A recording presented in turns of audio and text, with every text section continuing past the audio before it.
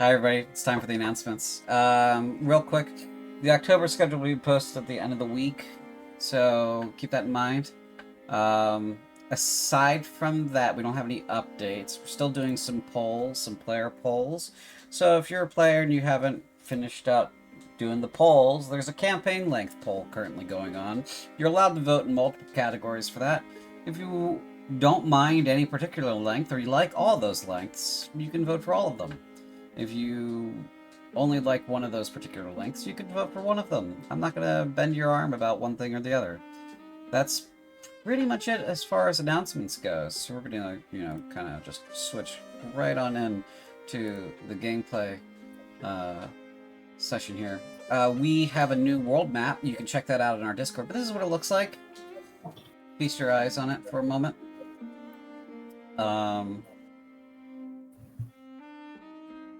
Okay, well, that's it. I'm going to go ahead and turn it over to a volunteer for intros. I volunteer. Good evening. My name is Lee. I play Dart, the normalist boy, who I envy so much because as he is a normal boy, he does not frequently get headaches. And nothing has changed about him recently, and the most recent level up did not fundamentally alter the way the character plays. I hate you. And also, of course, as the normalist boy, he is unjustly and cruelly hated by D. Me. I am playing Agna, who is a cleric, and is only a cleric, and has no little special side nonsense happening in her character sheet. And is just out here trying to read as much as she can, and I'm sure that is fine, and that is not going to come back to haunt her whatsoever. And that's Agna. Alright, next up, let's do Larinia. Hi, I'm Larinia, and I play the delectable Crimson Darling. I just want to sing and dance and flirt with vampires, I guess. Of course. A noble aim. Next up, let's do Brian. I am Brian. I play Spindleshanks, who is completely not a normal boy, but he's getting better at pretending to be, which should worry people, to be honest. Honestly, we're just glad that he's putting in an effort. Next up, we have Cynthia. Hi, I'm Cynthia. I play Nin, who's extremely normal and has absolutely nothing to hide whatsoever about anything. Of course. I understand and believe you. And finally, Apostate. I'm Apostate. I'm playing Theophania Vraincore, and she's not hiding anything. You're just not asking the right questions, and there is a legal distinction. Of course, and our lawyers will be in touch. I believe that's everyone. Back to the DM. That is everybody. I'm Azulaf, I'm the DM. I'm going to give everybody a happy D4 for inspiration for the day because of Hot Potato, well done on your introductions. Lee, you get a D6 for being the goodest boy who volunteered for the podium there. So Lovely. Thank you so much. You're welcome. Okay, bonuses are closed for this session. So if you haven't paid for your bonuses yet, hold those coins, hold that Ritz, accrue some more cash, and maybe support Baptized in Blood because they have a battle at the beginning of their next session that they're continuing. So the total bonuses for this session are 1 + 1, 3 + 2s. Okay? Sounds good. Yep. Larinia, go ahead and do the intros. I mean, you know what I mean, the recap. Okie dokies. Welcome to the recap provided tonight by the delicious Crimson Darling. Last time on Kingdom of Darkness, the party settles in at the tavern. Crimson talked to Dart about being the face of the party, and then he said it's Crimson's fault that Hotsker died. Way to hit a girl in the gut. Agna shows off the pictures of her vampire fantasy fiction book. Spindleshanks reveals he can see in the dark to Theophania, and Nin is still not sure what is real. With all of that out of the way, the party goes to rest for the evening, but they are awoken by something tapping on the window in the middle of the night. Creepy. The next morning, as we all settle in for tavern slop, a townsperson arrives with a mysterious woman in tow. Gorgeous hair, eyes, and biceps rolls into the building, and Crimson's world will never be the same again. The bard quickly intercepts the woman, takes her coat, and leads her to the bar with the rest of the party. Agna refuses to make eye contact as the woman tells us she's a vampire hunter. Charmed by the newcomer, Crimson sings her best song yet for her, and the woman seems intrigued by Crimson.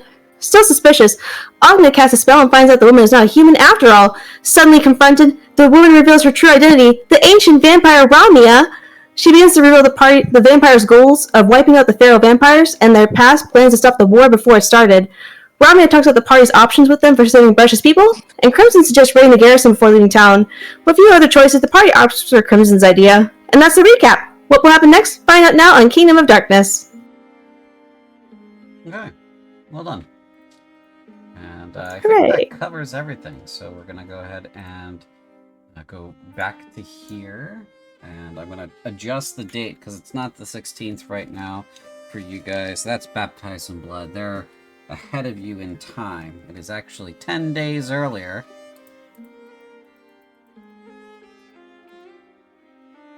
And it is roughly 8 a.m. There's a blizzard, and so just to give you a recap on what that's like, there is deadly cold. Let's see here. Let me just quote it for you, so I have it. Weather. Harsh winds and deadly cold, coupled with fierce snowfall and whiteout conditions. You will be lucky to see death come at you as the snow blinds you from seeing beyond 10 feet. The cold will sap your strength quickly, and the wind will skew your aim. So that's 1d6 of cold damage per hour. Max hit points reduced by the same amount until you get warm. And then projectiles are useless. Ranged spell attacks are at disadvantage. So any ranged weapon attack that you make that isn't the spell fails immediately. The arrow or projectile just gets taken by the wind and snow. And then ranged spell attacks are at disadvantage. Okay. I think we were agreeing we were going to train inside until the weather got better. That sounds correct. So, I'm going to go ahead and unpause the game for you, and the scene is yours. Just a little bit of information for our viewers. There's the view that you see is adjusted based on all of the player characters. So there's a big gray spot sort of in the middle of the room, kind of where Muffin is for you guys. That's because multiple characters' dark vision overlaps that area, but it's not well lit, and so that's going to appear gray. This token's glowing because somebody has a setting in their vision that allows them to spot creatures that are not of the natural order.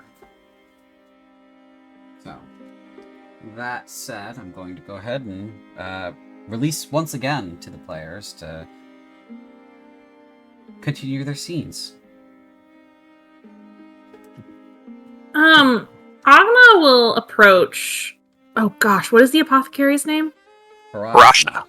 Tarashna. Thank you so much. Agna is going to approach Tarashna and kind of wait until she's caught in her attention before clearing her throat. Go ahead. The Dark Elf regards you, tilts her head, and says, "And what is it that you'd like?" I wanted to check in on the potion order that I placed with you the other day. She nods and passes you a bottle, a little flask of glass, worn, scratched up, cork stopper in it. It's got something in it, some liquid. Can't really tell what color it is, 'cause the bottle's that fragged, but she'll kind of take a breath and look down at the bottle and kind of like fight the urge to shake it a little bit to see what the liquid does when it, the light moves through it. Mm-hmm. How long will this last for? She says should be about an hour. Okay, great. Depending on your metabolism. About an hour. That'll have to do. Thank you so much. Mm-hmm. And Agna will yet again go sidle on the couch and get ready to read. And other folks, if they want to do social stuff, we can come back to that afterwards. But that is the big thing I wanted to make sure I got a chance to do today. Okay.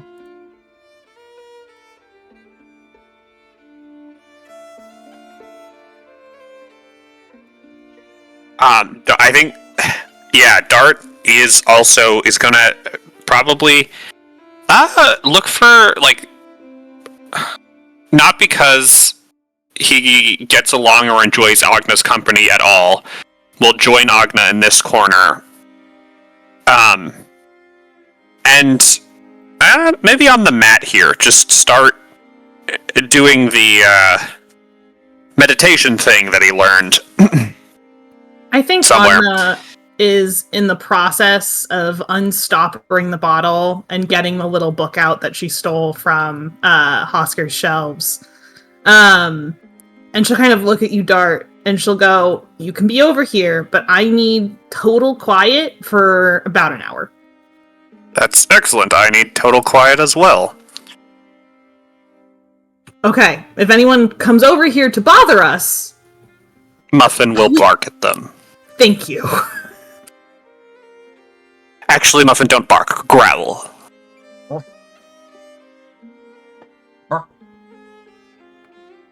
And Dart will.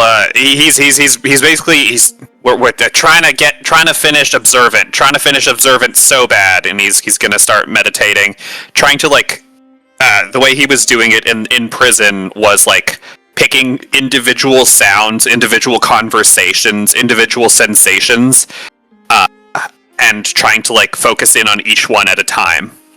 Okay. If you would like to roll your check for it, you may. Word.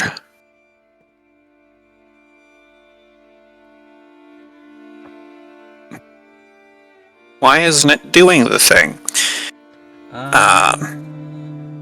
Perception? Okay, I guess I have to. No, it should work from the downtime thing, right? It should. Maybe a little jacked up. Hold on, let me just. Yeah, no, that's not working. I gotta grab the updated version. That's all. All right, I'll just make the perception check. Yep. I'm gonna use my D4. Okay. Or no, my D6. Okay. 25. Alas, shy by 5. How many? You could use your D6. I did use my D6. Oh, LOL. Do we? Okay. Now, how many bonuses do we have? You have 3 plus 2s and 1 plus 1. Ow. Would people be mad if I used 2 plus 2s and a plus 1? I wouldn't be mad, but do you think that is a wise usage? We forget to use them so many other times. Except for when we really need them. Okay, I'll leave it. Okay. Okay. Agna will unstopper the bottle. She has the book out, ready to go, ready to start reading immediately. She'll unstopper the bottle, drink the whole potion, and get into it, and we can resolve that once folks are kind of settled in. Okay. I will say the contents of the bottle taste like ink. It has a gritty sort of texture to it. It is not a pleasant concoction whatsoever. She chokes it down. I don't think like she definitely grimaces and makes a face and chokes it down. I think Agna's had worse. I don't think the taste of ink is any stranger to her. Okay.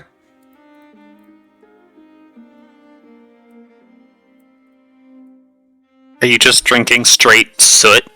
Shut up, Dart. Shut up. Smells bad. She does not answer. Okay. Let's see here. If anyone else would like to pursue a scene, feel free.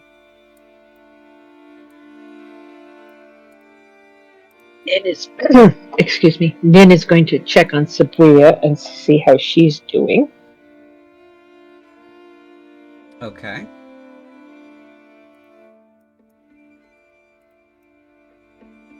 When we last saw our Duchess, she was okay, I think. Yes, she appears to be okay. She's just kind of sitting here eating her breakfast. She looks at you and says, "Do I have something on my face?" And she wipes Nope. her face. You are just fine. Just checking to see how you were feeling. And what did you think of the new person who's come in? She's pretty. I don't know She about is pretty. all that stuff about empires or anything, but, you know, at least she looks normal.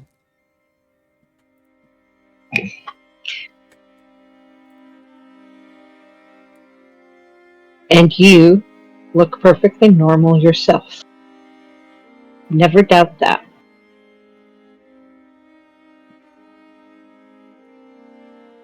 She kind of shifts uncomfortably in her seat. If you do, he wins.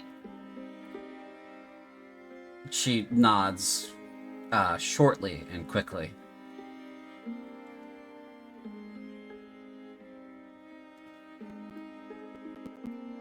It's hard, though. It is. It's very hard. It hurts.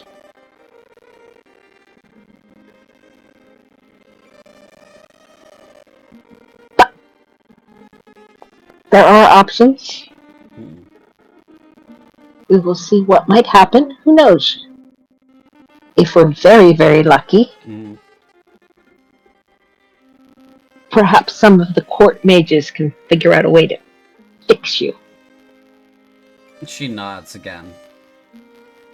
Hopefully.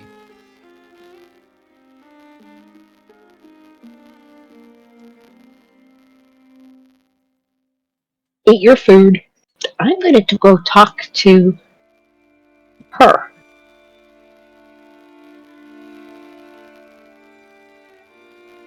This one? Because this is a CJ adventure, which means talk to the people. Talk to the people. Alright. This person's kind of just sitting here looking at her bowl of gruel. She's got a cup of some kind of watered down ale and is looking slightly miserable. Her clothing is sort of it used to be well appointed, but it has definitely taken some weathering and age. Probably hasn't been refreshed in a couple years, but if you had to guess, she was a clerk of some kind.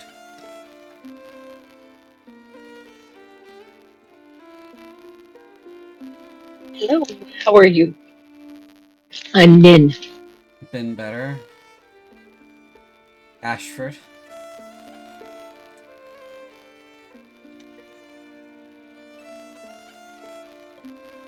So, Ashford, you've been here a while, yes? This is your home?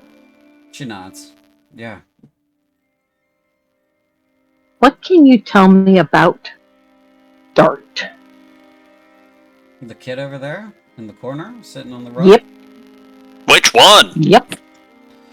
He's... Playing with the dog. I think he was the tailor's kid. Surprised he's alive, but other than that, they paid their taxes on time. They registered him on time. He didn't, you know, didn't turn out to have any magical ability because he didn't get shipped off. Fairly normal family, fairly normal kid.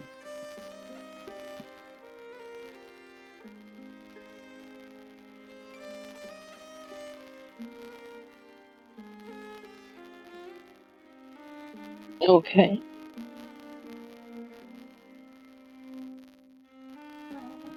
That's just he's interesting. He's very good at running. Yeah, some kids are just talented. Like, we had there's a kid maybe 5 or 6 years ago who was just phenomenal. Like really good at singing. Went on a tour, apparently. Left, not too long after his talent took off. So it's not out of the ordinary for, a couple kids here and there in a town to be talented. It's just the raw numbers. Besides, a lot of people used to come through here. This was one of the only roads into Krunth. A lot of immigration. So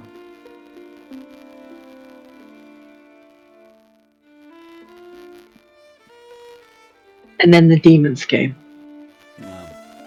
yeah, but before then, lots of people.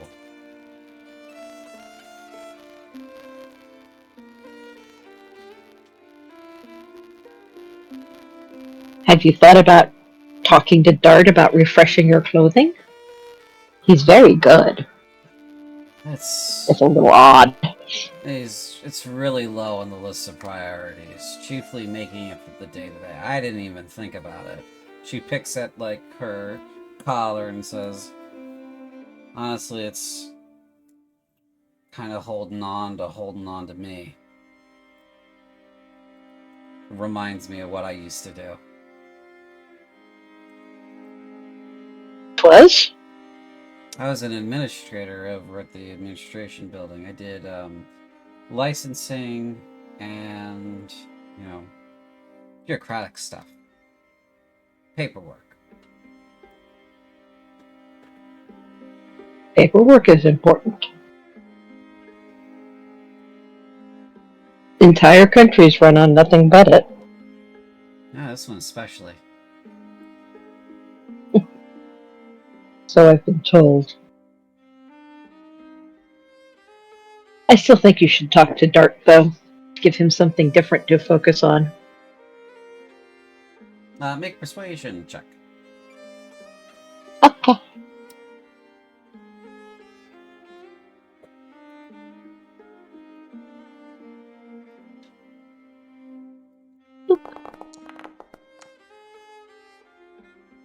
Yeah.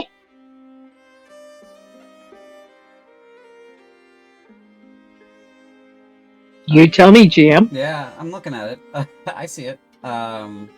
She shrugs and goes, "Maybe if things start to look better."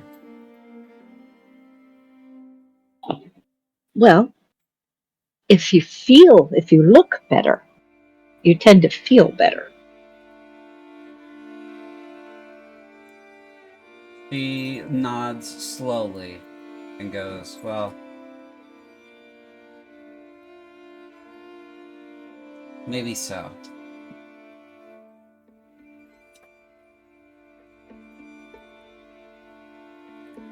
Oh, no, I'm going to leave it there.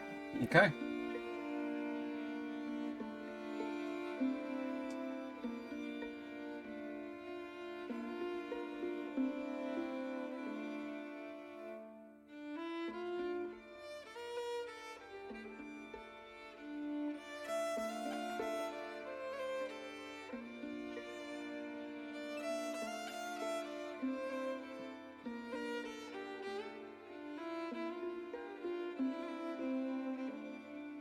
Okay. Are you done with your pursuit of speaking with NPCs, or would you like to speak to anyone else? Or a fellow I'll let player? other people speak. I let other people speak to their NPCs. Although I do need to practice my insight. Oh, okay. You may certainly do so. You may use this as a means to practice insight. So, go ahead and roll if you'd like.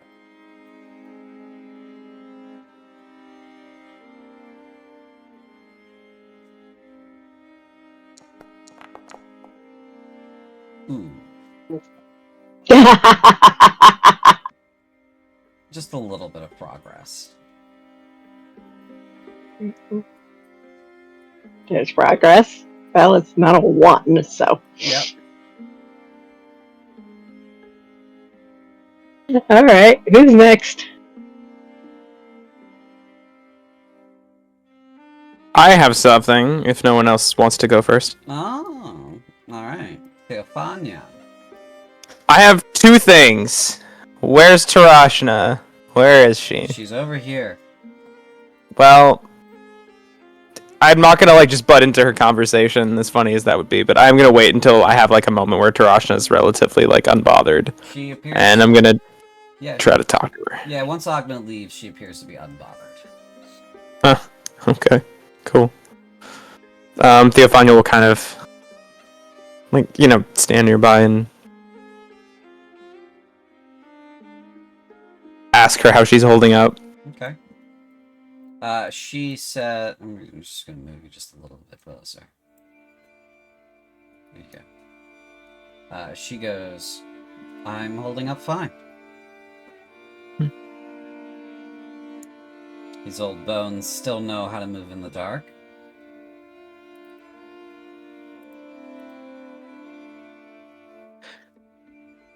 Tarashna, as an alchemist, you have some magical experience, yes? She nods. Limited, but yes. I want to tell her about the skeleton bullshit that we encountered at the mill, and the implications therein of it, just to see what her take on it is, see if she can give any meaningful advice. I rolled pretty alright on my Arcana, but I figured maybe an expert might be able to turn it into something more useful. Okay.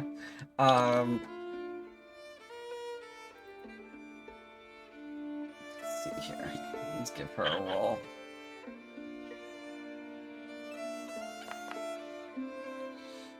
She says, I think you have the right of it.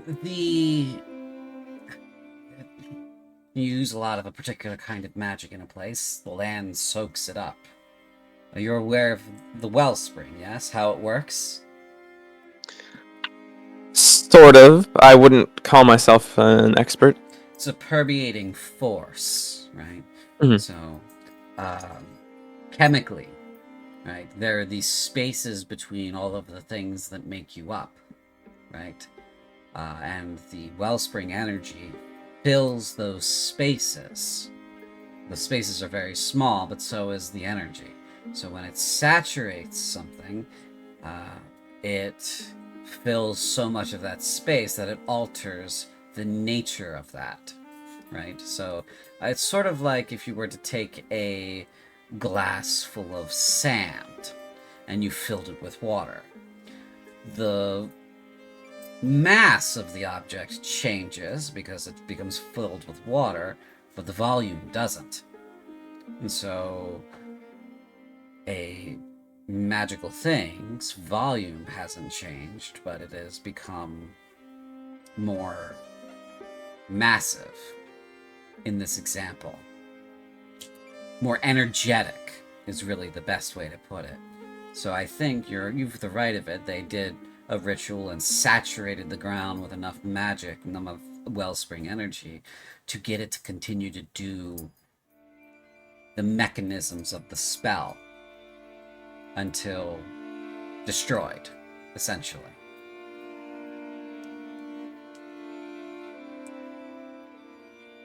So this was a purposeful reaction? I would say so. This is a purpose. Okay. There isn't a whole lot of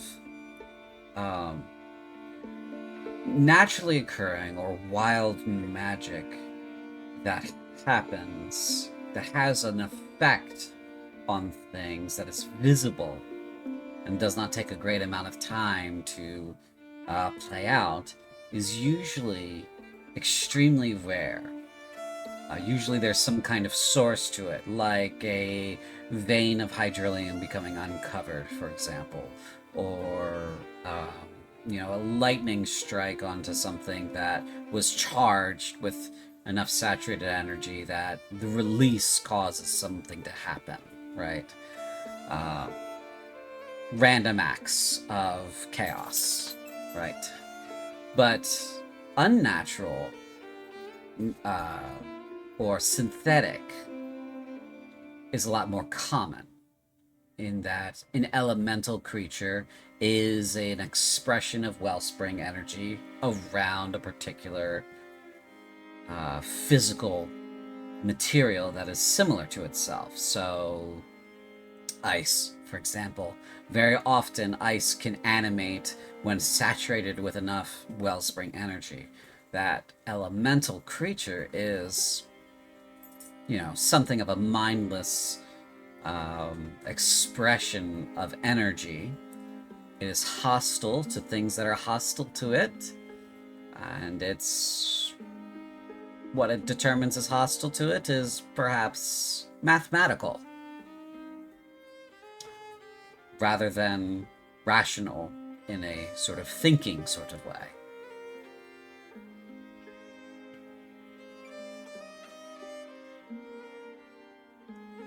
When an alchemist creates a potion, she cuts you off and says, when we make something that is not just chemistry, we saturate it with wellspring energy and trace a spell into the material. The components of the potion is the adhesive for the spell. Sometimes it's really nasty, but they're the required components to get the magic to work because of what they're made of. Certain materials bond better to wellspring energy to be expressed in particular ways.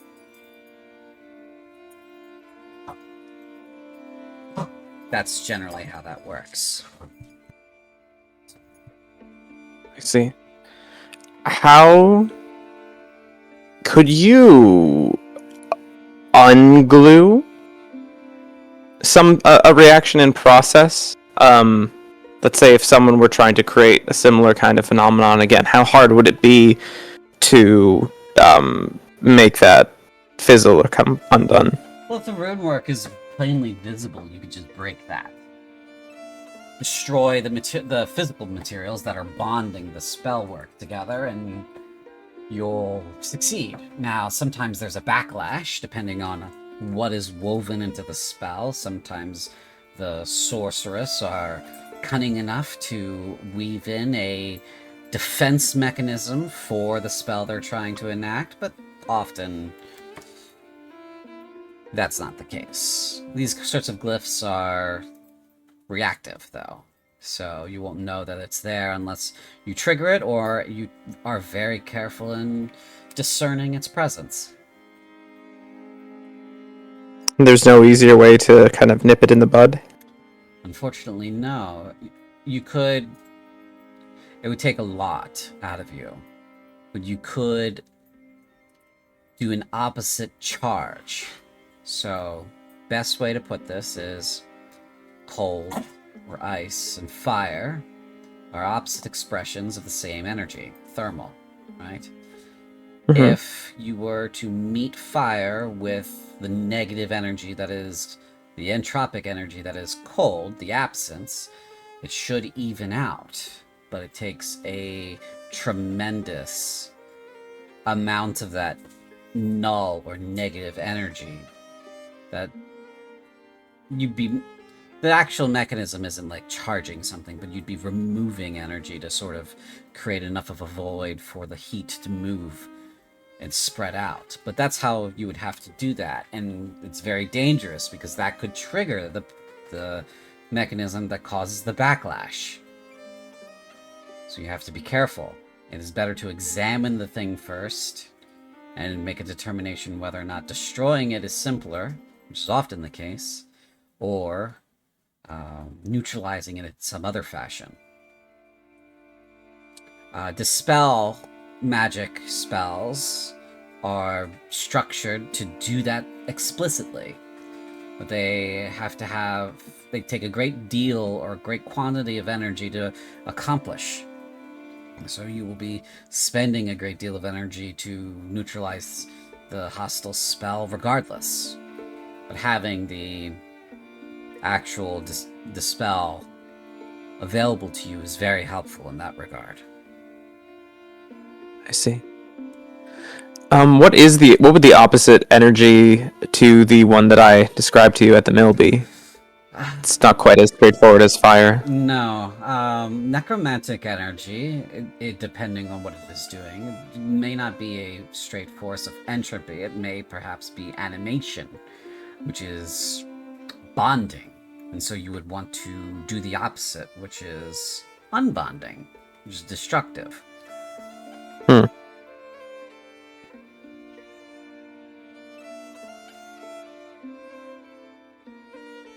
Well, that's good to know. If you have the time, I have, I think, 2 other questions for you. I have nothing but time.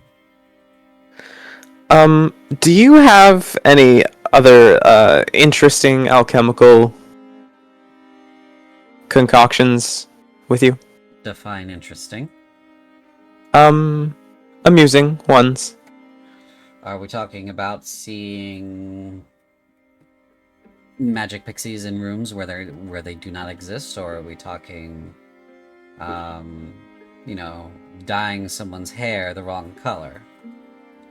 I think the seeing magic pixies in a room sounds promising. Well, I don't have anything like that on hand, but simple matter to create something of that nature. I would be very interested in acquiring some. Okay, well, it will take some time and safe. Okay. I will have to return to my shop to do so. Oh, best not then. Never mind. Yes, not I don't today. want It's too cold. to put you in that kind of danger. Mm-hmm. I guess the third thing was what, and forgive me if I am just walking into something that I don't understand, which happens to me all the time. Sort of my motto. What is your beef, I suppose, with Dart? Beef?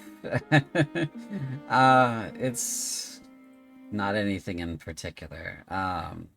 Honestly, I like the lad better than I like most men. But it's his approach, is all. What about his approach vexes you? I've lived a long time, and much of those years were formative amongst my own people. He's a very straightforward and forceful lad, and that is a turnoff for my people, and people of my gender of my people, usually. Oh. I did not realize. Being a minority here, I try to keep it to myself and recognize that this is not my culture and this is not where I come from. This is not my city, my home. So, 'tis what it is. But he's alright as far as males go. See, fascinating. I'd never considered a culture where, well, I don't think it must not be quite correct to say that everything is reversed. I mean, I don't understand what you would mean by everything is reversed. well, I suppose that's not quite the right way of saying it. It's fascinating either way. Thank you for indulging me. Crit's fairly liberal when it comes to those sorts of things. Yes, that's true enough.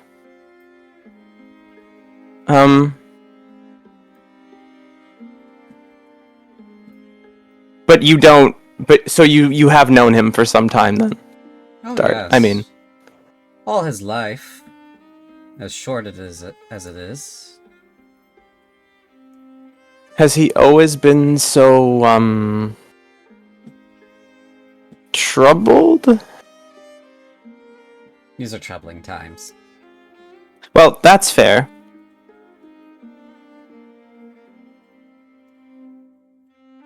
That's very fair. I think before the invasion, had the invasion not happened, many of us would be less troubled than we are. Well, yes, that's all too true. Yes.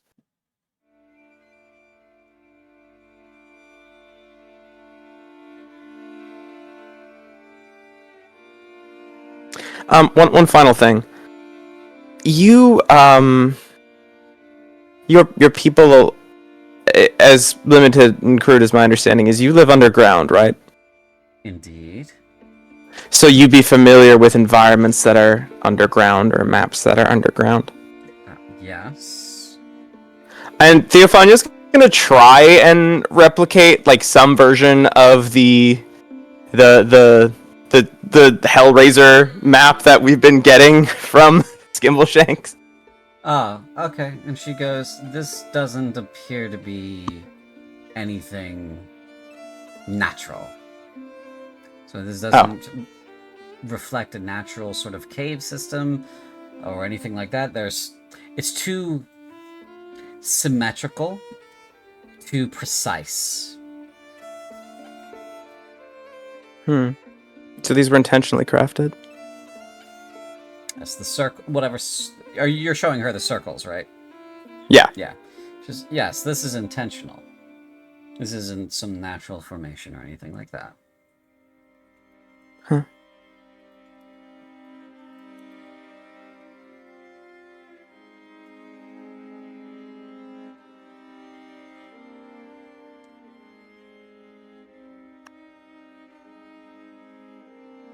Not that it's not doable. I don't want you to take that away. But it would have to be very intentional.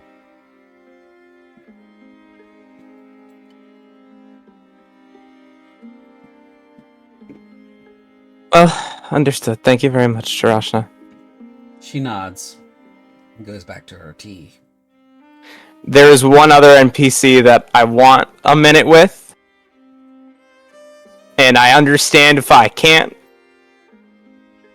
And you probably know who it is. But I think Theophania would like to make contact. Or hope for contact, really. Ah, okay, yeah. Yeah. Okay, so you go upstairs to one of the bedrooms. And how do you go about making this contact? I feel like when it was before all this, it was really... I mean, Theophania was left alone a lot, so it would happen frequently. Just kind of wherever. Most usually when she was the most alone, but not always. And then in prison, it was whenever there was like a pressing need, right? Like you need to eat something or you will die. Don't drink that water. That's bad water. What did I just tell you yesterday? That sort of thing. Yeah. But I feel like now it's difficult in a way. So I feel like at first she tries to meditate. I don't think it goes anywhere. I think she kind of half draws a circle in like one of the circles and then puts it like a few candles around it, and then she feels kind of ridiculous. So I think she falls back on Old Reliable and just cracks open her. Because I have in my bag some books. You see, in this backpack. I'm just opening the backpack. Are you gonna read the smut book to get through Yeah, that? she's super gonna read one of the smut books alone in her room. Okay. Which smut book are you going to read? The folds of the heart. Oh no, wait. Actually, it has to be of Bodices and Busties first. I mean, that's only appropriate. Right. Yeah, I mean, it's the first book in the series. You should really Yeah. start in the beginning. Yeah. Exactly. Exactly. So you crack open of Bodices and Bustiers. And you get to reading, and it's very saucy and spicy. Not particularly from the get-go, but it does start to warm up that way. Oh. And give me a religion check, please. Oh boy. Oh, here we go. I want you to know, CJ, the other night, a few nights ago, I was playing a nice rousing game of Warhammer with a friend. Or it should have been a rousing game of Warhammer with a friend. Mm-hmm. Except that neither of us could roll above a 2 for 2 entire rounds. Wow. So that's how I've been rolling lately. We're gonna... Oh, okay. Alright. Lovely. The dice felt pity. Good. I'm glad they felt pity on you. So as you communed through this book, Is that what she calls it? I suppose there's sort of a laughing in the back of your mind that begins to ring, and you hear a voice, a very familiar voice, begin to say, "You've been busy. Busy. Yes. Hi. Hello. Oh, yes. So, you've reached out. Is there something you need?"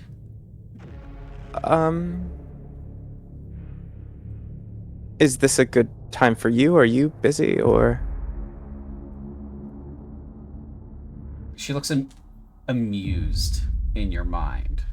And you begin to see in your vision, ahead of you in the room, a figure begin to take shape out of the ephemeral essence of the air.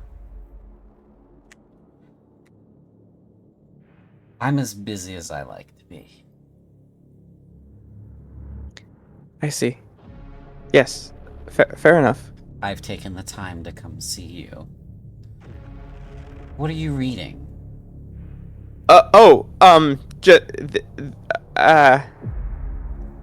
It's... I found some books.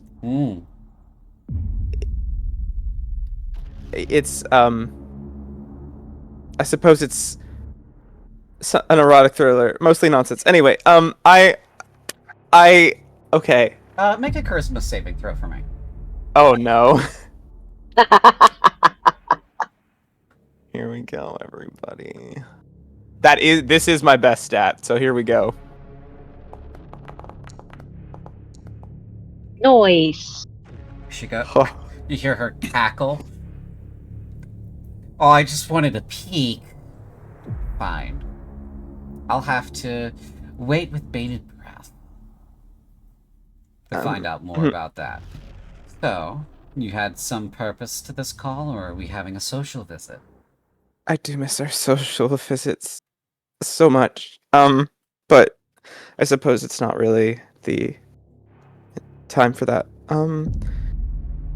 There is... Wait. No one can hear you, right? I mean, that's... No. I hope, because I don't want anyone to overhear this part. You're really not even seeing me. Oh. You're really not even hearing me. There's a vampire. You feel a sort of first of all, eyebrow raise. First of all, I know about vampires now. Second of all, I know enough to know that there are two kinds, basically. Maybe more. There's the more common kind, which is, I guess you could call them a little verminous, in a way. And then there's the very old, powerful, I hesitate to use progenitor, maybe earliest version type of vampire. Ah. And one of that kind is downstairs.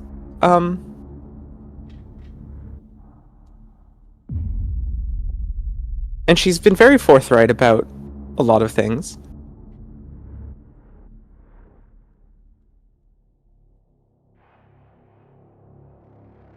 And there are... Apparently, there's more like her that are on their way here to deal with a infestation, I suppose, of the other type. And, this has implications for the world, perhaps. And on top of this, someone has been running around making death skeleton glyphs, I suppose, just ambiently. I'm still very much bitten from that Latro thing. And, oh, yes, I think my brain is poisoned by circles. Yes, I do see that there's a little bit of influence here that isn't mine. I can clean that out for you, but that'll cost you. Oh, alright. What the hell is it, though?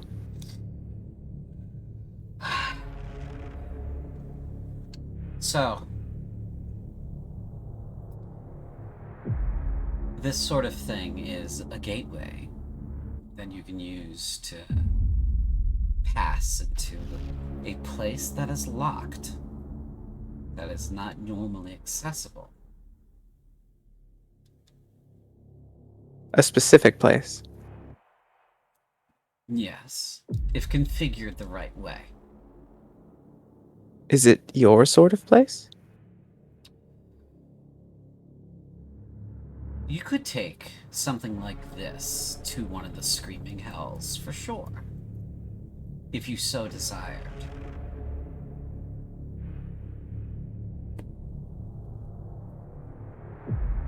Was its purpose... Is its purpose something larger than that? No. Oh. It is a door. There are many doors. Many places that can be traveled to. Many of them aren't even on this plane. Many of them aren't even to other planes that are within arm's reach. And the Hells are quite certainly within arm's reach. There are places that are so far beyond reach that a door like this could take you to. If you knew how to configure it. I'm guessing learning how to configure it takes a lot of time, power, and probably years of devotional study. Yes. But the great joke of that is there's no place to learn that anymore. Robbed of that information, your world, and most of the places within arm's length. So you could study for a lifetime and still have no clue how to use it. You could stare at it forever. And until someone barfs up the know-how in his little thieving ways, you're not gonna know the final solution to that math problem you have there, which I find quite funny, but also infuriating. So this is a bad joke. This is one of those jokes that you laugh at once, and if played again, you slap the shit out of the guy. Oh. I wouldn't have guessed Spindleshanks would be the one to have that sort of thing going on for him. Maybe. How did he learn of this? It's just been showing up to him in dreams and the like. This is infectious. It is a mind virus. It wants you to open a door. It wants you to let the things on the other side of it in. How do you think Tal got here in the first place? Oh, so this is definitely shouldn't be opened unless it be really funny and or needs must. Yes. Yeah. Paul Alright, gave then. someone the instructions necessary to do something like this. To open something like this. And let him in. Just enough. A crack was all that was necessary. Quite the feat of deception. Don't let anyone tell you that Nehima's forces are just brutes. War has many faces, and one of those is deception. They are liars.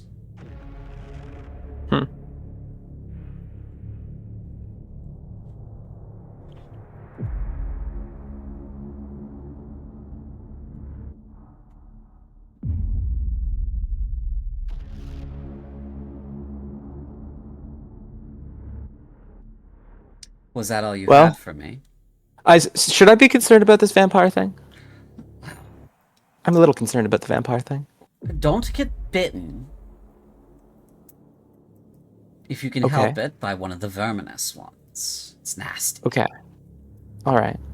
And I would stay on the good side of the more divine one. Hmm. If you want to live. Hmm. Of course, if you're ready to die and... Well, if you're ready to die, you've got a quick avenue now, don't you? I don't think I'm ready yet. I don't think I've done enough for you yet. All right, and the latrobite. I don't suppose you know an actual. It seems like we keep trying avenues, and the answer is always, well, you could get it done, but it would cost more than you have, sort of situation. I can remove yours. But I can't remove anyone else's. We have a pact, you and I. Mhm. We'll just add an addendum to our agreement Mhm. in exchange.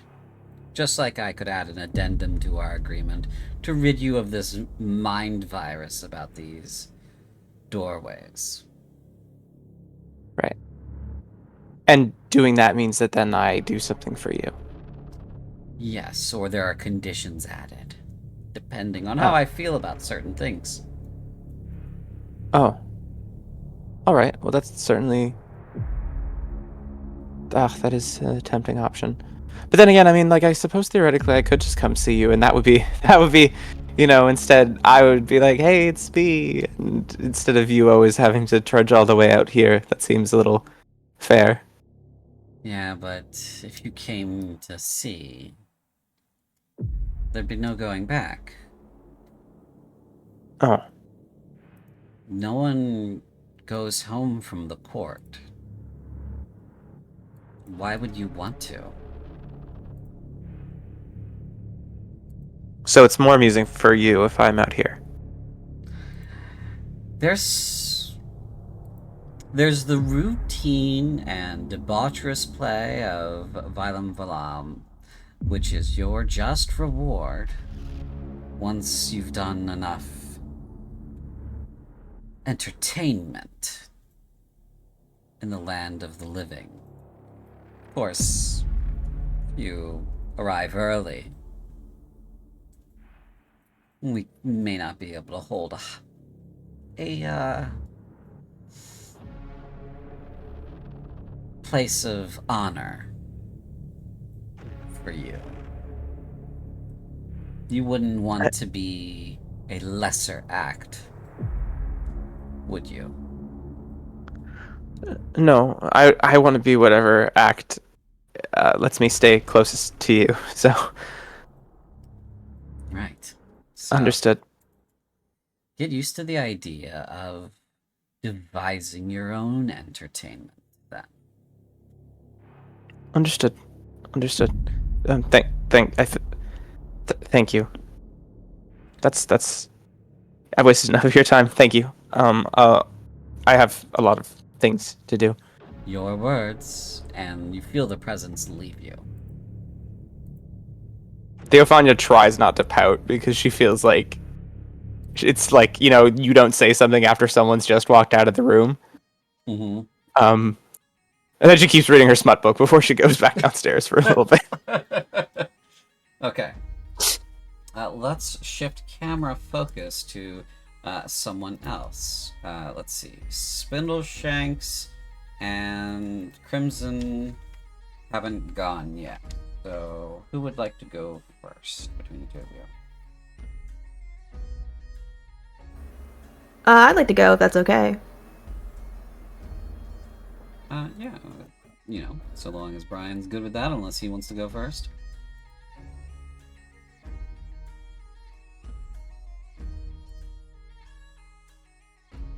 I do not hear Brian because he is muted.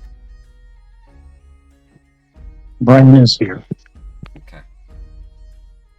Go ahead, Crimson. Okay. So. So, Ramia.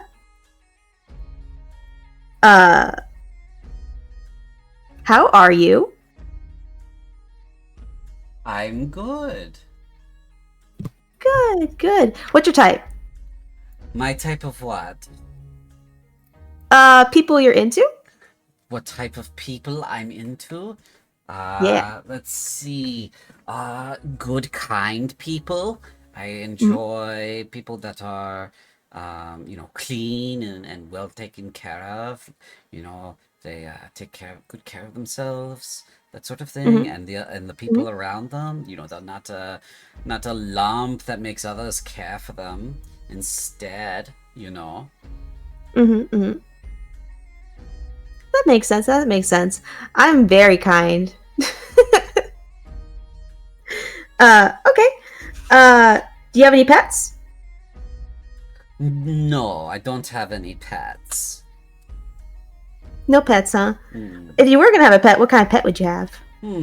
Something loyal that would follow me everywhere I go. Something cuddly and warm. That sort of thing. Oh, so like a dog? Yeah, something like a dog. Oh, okay. That's pretty cool. I've never had a pet before. We had several in my youth. Ooh. Horses, of course, for, equestrian things like riding around and lording over the peasants, sort of things. We had some dogs and some stoats and some. It was a very angry goose. I was in the village. Do they chase people around? Yes, I don't understand what its problem was, but had quite a lot of personality. However, it did grace our table for a feast day one year, so. Well, it took care of the goose problem. Yes, the goose got. Speaking of which, what was your childhood like? Well, normal, noble things, I suppose. Parties, education, running around and playing in the woods, that sort of thing. Oh yeah, I loved playing in the woods when I was a kid too. Who doesn't? Dandelions are my favorite snack. I never snacked on dandelion. We usually had a packed lunch, but loved playing pranks on my sisters. What sort of pranks? Oh, the sort of thing where their like stirrup would be twisted about their horse's tackle, so that it was just frustrating for them to get themselves going. Meanwhile, I was well ahead of them in the race, or in moving into our little journey, whatever little journey we were going to do. stealing Rahal's clothes when she was in the bath, and then hiding them from, her for a little bit so that she had to run around naked trying to find her stuff. It's very funny. Razzia, stealing all of Razzia's pens and such so that she couldn't write her perfume-soaked love letters to Urjal. Those sorts of things. Sounds like you had quite an adventurous childhood. No, we all did, all three of us. We played pranks on each other. It was sisterly things. So. That must be nice being able to play with your family members. Yeah, our youth is far behind us now, but when we do get together, we do cut it up, so. Well, that's good. So I have to ask. That book of Ruby's Red? Did you ever meet the author? No, I didn't meet the author. I didn't want to. What's the word I'm looking for? Justify? No.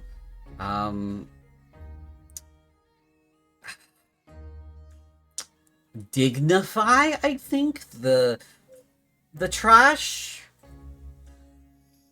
That's I didn't want to dignify the trash. What was it about the book you didn't like? I am not some demure little helpless creature. And honestly, the writing was piss poor because the protagonist, I don't even remember what his name is. It was probably something like Griff Demon's Bane or something, but he was just like the paragon of good, and like, oh, I was this evil, horrible monster thing, and I don't like being portrayed as a monster. That makes sense.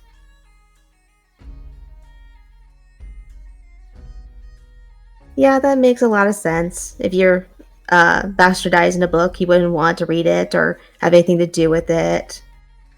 Most of the books that survive these days, I am some either sexual deviant or monstrous, blood-sucking evil thing, or like some kind of mind-dominating creature, that sort of thing. It's tiresome. Well, you're dominating my mind. Okay. Sorry, I had to take it. The opportunist, I see.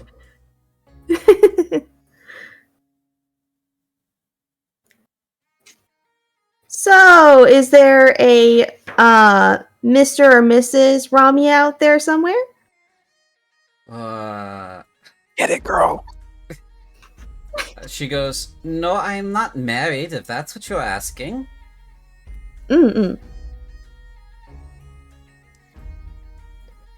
But is there a special someone in your life?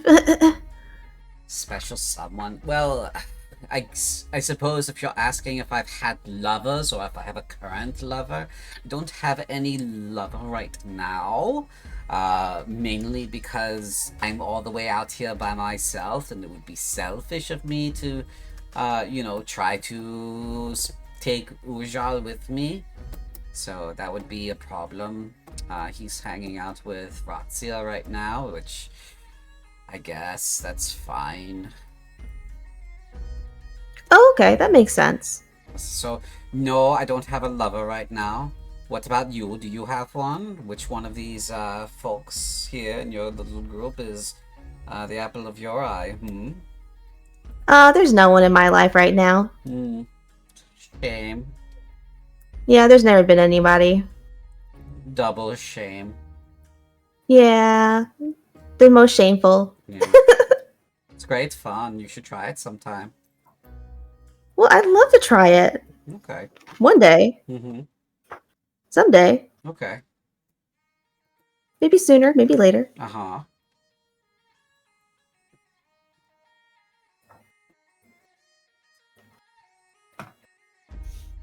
So anyway, what do you do for fun when you're not pranking your sisters?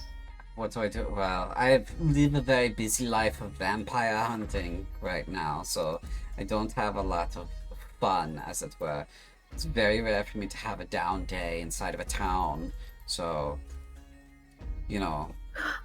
Well, today's a down day. Yes, it is impressively cold outside. So most of the people are here, I suppose, except for those few that are in their own homes, huddled up in front of their own fires. So, Yeah. Well, at least it's nice, toasty, and cuddly in here. certainly is, especially since the hearth is right over there. And she points at the hearth, which is right over there. Mm-hmm. And we have nice warm drink, courtesy of our friend Layla here. That is true. That is true. Okay. How about we play a game? Love games. Let's go. What is it? What are the rules? She's gonna take her. Okay. So Crimson's gonna take off her backpack and put it on the counter.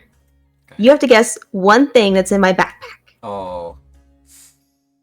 I have to guess one thing that is in your backpack. Okay.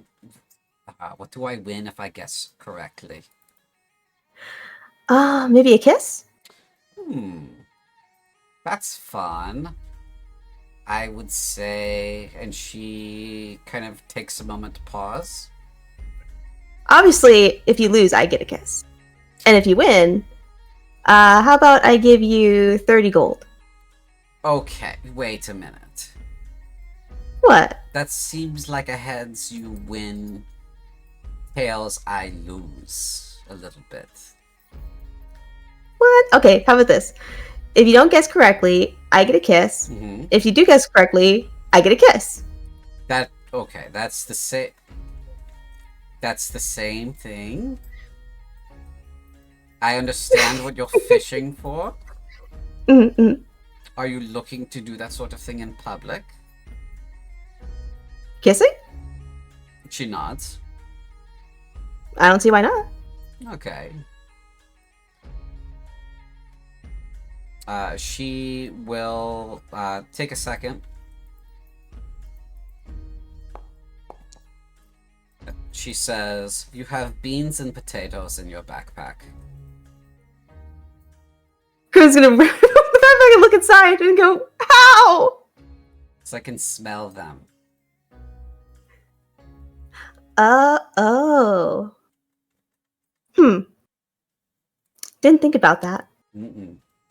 So I suppose you owe me a kiss. Because I won. Hell yeah! I don't I like mean, to oh lose. no! You don't like kisses? No, I said I don't like to lose. Oh, okay.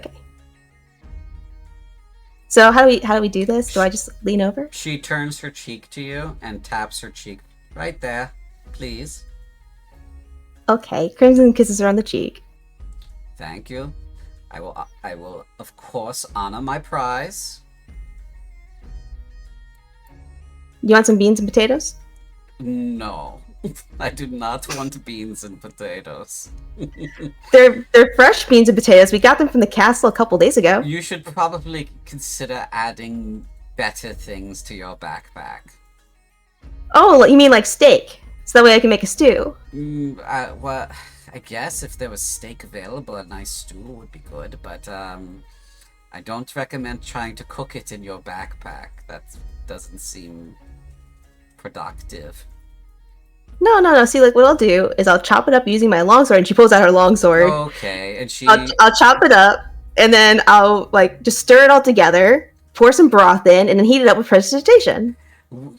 She touches the blade of your sword, kind of pushing it down towards the floor, and says, "We don't draw the weapons in front of the peasants unless we absolutely have to. It scares them." Oh, you're right. Okay.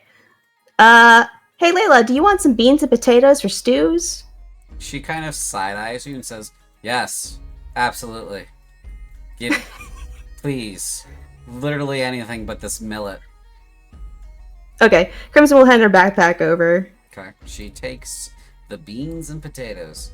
She goes, "Finally, You've been carrying 16 pounds of potatoes and beans?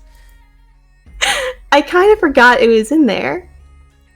She shakes. I have bad news. I think we are all maybe carrying around 60 pounds of meat. Specifically, the party inventory, which I presume we are not all keeping on us at any given time. The party inventory contains a significant proportion of all of the foodstuffs we raided from the castle. Oh no. Yep, that's about 5 pounds of beets, 5 pounds of peanuts, which is a lot of peanuts, and another 5 pounds of beans. Yeah, Layla goes around the party and takes the food and says, "We could have used this morning. We would have had something better than just gruel." Well, now you have it now. For dinner. Yes, now I have it now. But you make an excellent gruel. Thank you. I worked hard on it. It's not easy. So what you're saying, CJ, is that I should take the 5 pounds of beets, the 5 pounds of peanuts, the 5 pounds of potatoes, the 5 pounds of beans out of my bag? You can delete them now. Great. Okay, I'll do that I too. think we found the source of Crimson's overburden.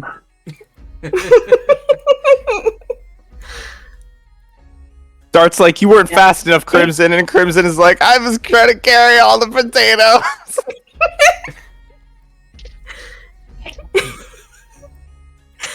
Crimson's gonna look at Rami and go, well, see, I'm a provider. She goes, "Yes, I can see that."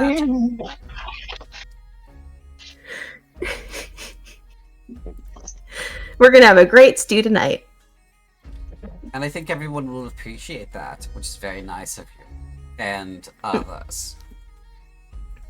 Mm-hmm. But especially me, because I brought it up. And see, all this came from our little game. It's wonderful how things can just spiral out of your control in such good ways. Mm-hmm, mm-hmm. And I'm hoping we can have more things spiral out of control in good ways. Okay. Okay, she says, and she swirls her wine, says, "You should sheath your sword. You're still... It's not polite to have it out like that." Oh, shoot, you're right. She puts her sword away.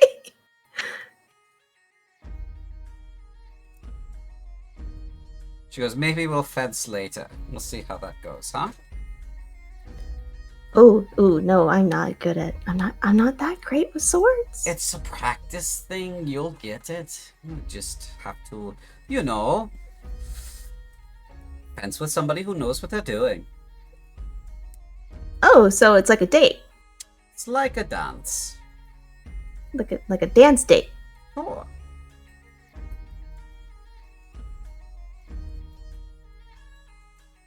I will look forward to it then. Maybe when the weather clears up. Good.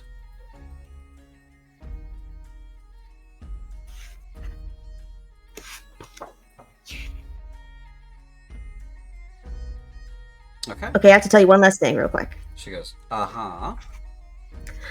I've read the book. Okay.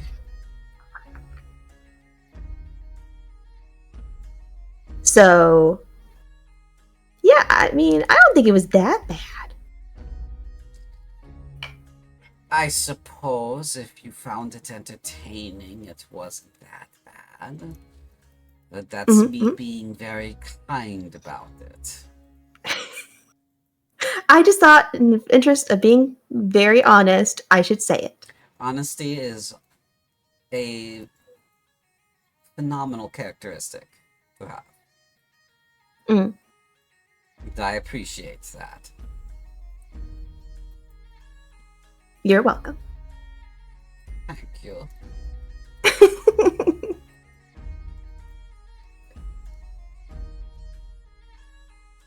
Okay, now I'm done. Okay. Spindleshanks. Anything you would like to do? No, not really. I expect he's just having breakfast and keeping to himself.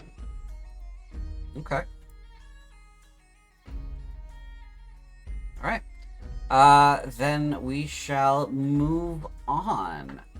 If there's no other scenes anyone would like to progress through, I can move the day forward. Sure. Go ahead. Oh, sorry. I guess, it took me about an hour to read this thing, I'm assuming. Do you want to do that after you progress the day forward, or do you want me to do that before we... It's up to you how you want to engage with that after deciphering it. Yeah, so I guess my question to you is, so I've read it. I've read what you shared with me on the side. Would I have time to... I have an ink and quill on me. Would I have time to, like, copy it over into Common Cruic? Yes. I think Agna is very hastily going to do that. And she is going to, just on like one of like the back like bleed pages in the back of the book, like she's just going to write that out. I think she's done with it. She's actually going to tear that piece of parchment written in Common Cruic out of the book itself. And kind of fold it up and put it in her pocket. Okay. And I think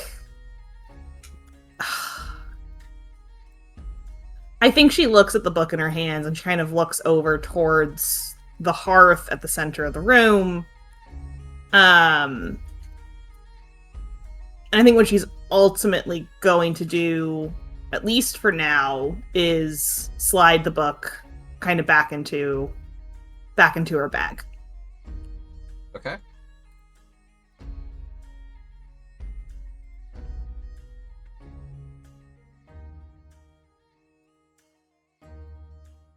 And that's all for me. All right. Then we shall progress the day forward. Before the day ends, is there anything I can do, like stay up a little bit late to get these last 5 points? We can stay up till midnight. Yeah, I'll do that. Okay.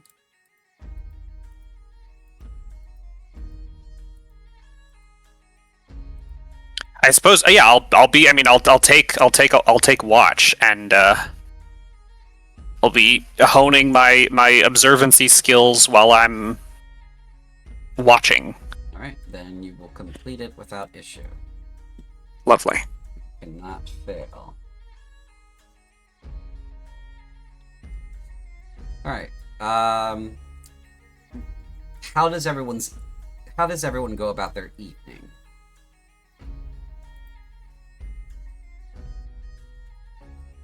I suppose to say, dinner is fresh, vegetable stew, with a little bit of, seasoning to make it a little bit more palatable. Good protein from all the beans and such. A nice, thick broth. It's good.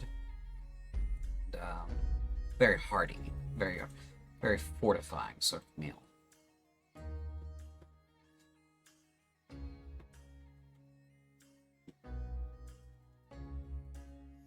I think Dart stays meditating in this corner, and like eye on the door, and as the shadows lengthen, sort of just like looking out this window and this window, and just like doing keeping watch, and also just trying to see things. They'll have to be like reminded to eat, I think. Okay. All right. So that's what Dart is doing. Dart will of course be reminded to eat. However, anybody else doing anything for the evening? Or do you have any like plan for your evening, or are you just gonna, go through your normal things and then go to bed?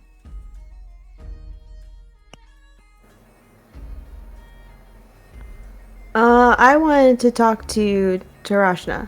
Sure. You can talk to Okay. Tarashna.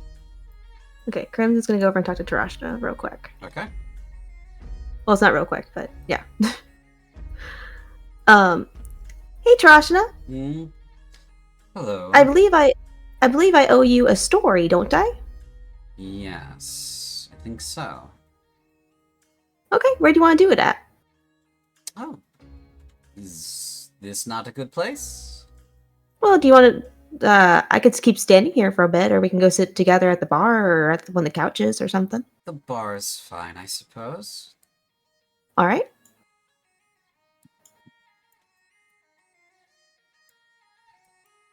Okay. What did you want to know?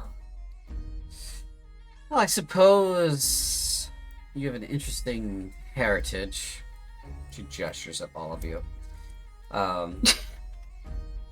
So it is odd to see someone such as yourself, in general, not many of your kind. So a little bit of a story about yourself, just to, describe how you got here. You mean in terms of how I was born, or you mean in terms of how I got to Kruth, or? More of how you are who you are. None of that stuff really matters unless it gives context to your life. Okay. Well, let's see here. I had a childhood. Mm-hmm. I don't know if it was normal or not, but it was definitely a childhood. So I guess just to give you context, I gotta tell you how my parents met, or what the deal is with that. So, my mom got knocked up by an elf. And yeah, he didn't want the baby. So, and he didn't want her anymore. So, essentially told us to scram. And yeah. And so my mom blamed me, of course. And she barely ever came home and drank all of our money away. So I had to be the breadwinner, you know?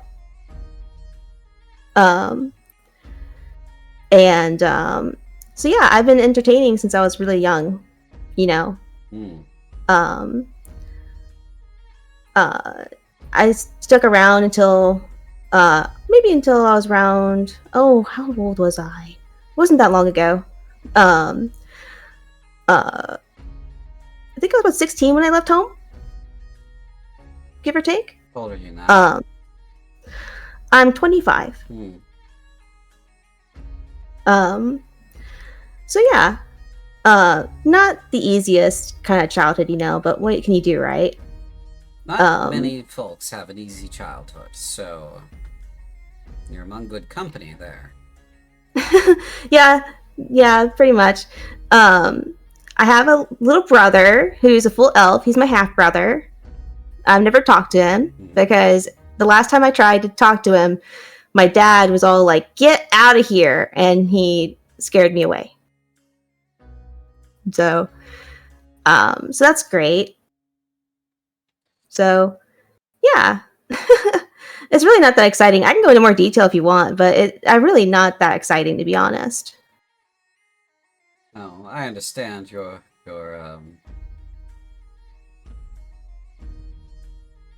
lack of connection to your elven parentage now. Here's something that you should know about yourself. Okay. You're going to live a very, very long time compared to everyone else in this room, barring myself and this one here, and she gestures at Ramya. So, you might want to consider having a plan.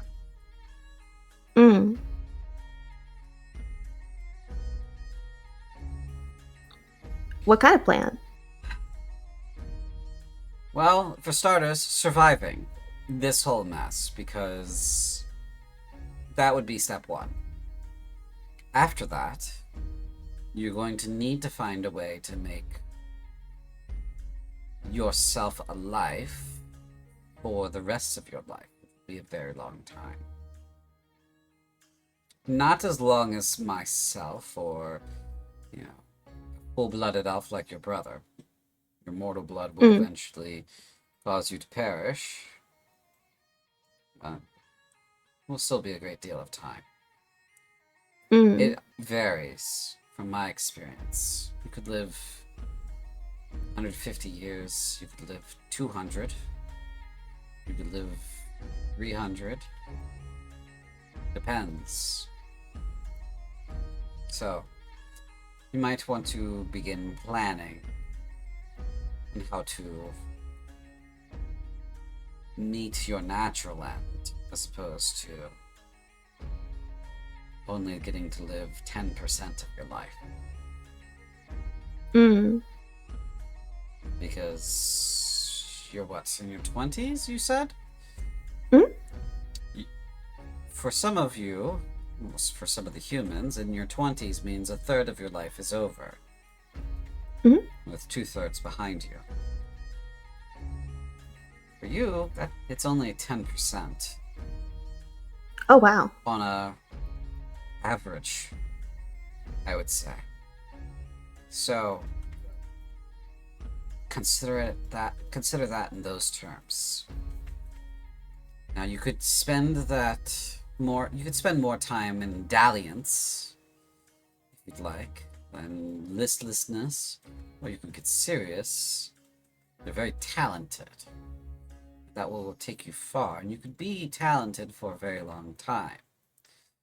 The trouble will be their memory is short, and so remaining in their zeitgeist will be difficult. Because you will be eventually, as myself, part of the furniture. You consider yourself part of the furniture? I do not consider myself part of the furniture, but they do, because I've been here as long as their buildings. And their buildings are the things that are around them all the time that outlive them.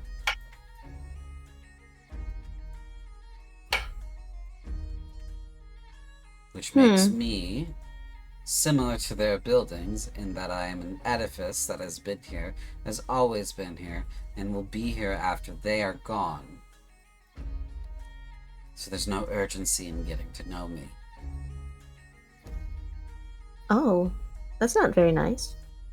Well, I'm sharing this with you because you are also going to experience something like that, where the short-lived lives of the folk around you, they're gonna say, oh, Crimson's been here forever. She's a phenomenal entertainer. Go see her once. They won't need to get to know you. They won't be in a rush to go see you. Because in their mind, you'll always be there. So I gotta set myself on fire so they'll come see me. Not literally, but you'll have to continuously capture their attention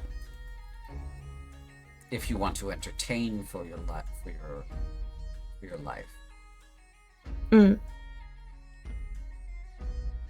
That makes sense. I don't know. I guess it's just that I've always been entertaining. I don't know if I want to do it forever. Well, you'll have a long time to figure that out, and then when you're done with it, you'll have perhaps a long time to do something else. So, no rush. But do figure it out. Okay, that makes sense. Got any other sage advice for me? That's it, for now. Okay, well, I hope the story was good enough. I'm sorry I didn't tell it very well. I don't really talk about myself that much. You should perhaps draw more on your experiences for your art. It's something that other people can relate to. sordid family affair. Painful, but a lot of people are the results of sordid family affairs. They have similar issues, so... So I should write a song about my dad knocking up my mom.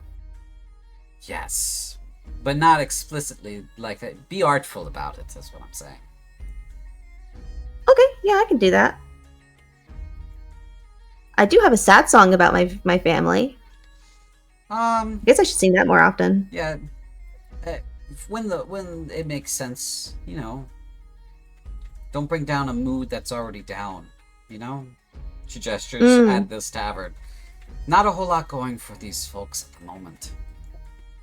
Oh, okay, so I should just stick to party songs. Gotcha. Stick to stuff that is fun. Okay, I can do that too. Anyway, I'm going to probably sit over there for a bit. Maybe relax and see if the weather breaks soon. So. Alright, well, thank you for talking with me. Okay. Muffin is happily snoring away on the couch. I am very curious. Okay. This is mostly just because it's funny. As I achieve the observant feat, I gain the ability to read lips.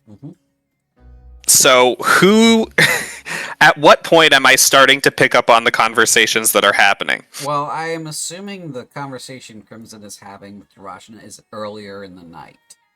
Fair. So you're at midnight, but I think everybody else currently hasn't declared what they're doing for the evening. Fair. So, let's start with Spindleshanks. What are you doing for the evening? When do you go to bed?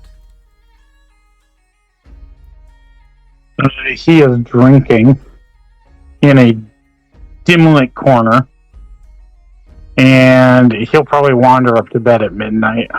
Okay. Alright, you wander up to bed around midnight. Nin, what do you do for your evening?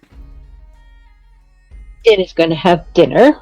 She's going to try and entertain Sabria with sleight of hand. She's gotten much better at it. You know, rolling things from fingers and making stuff disappear, and then eventually, probably about 9 or so, going upstairs. Well, okay. With Sabria, and then staying awake until either Spindleshanks or Dart comes up, and then she's going to go to sleep. Sure. Sabria will go to bed at the same time you do, and she will, get her night clothes on and go to sleep.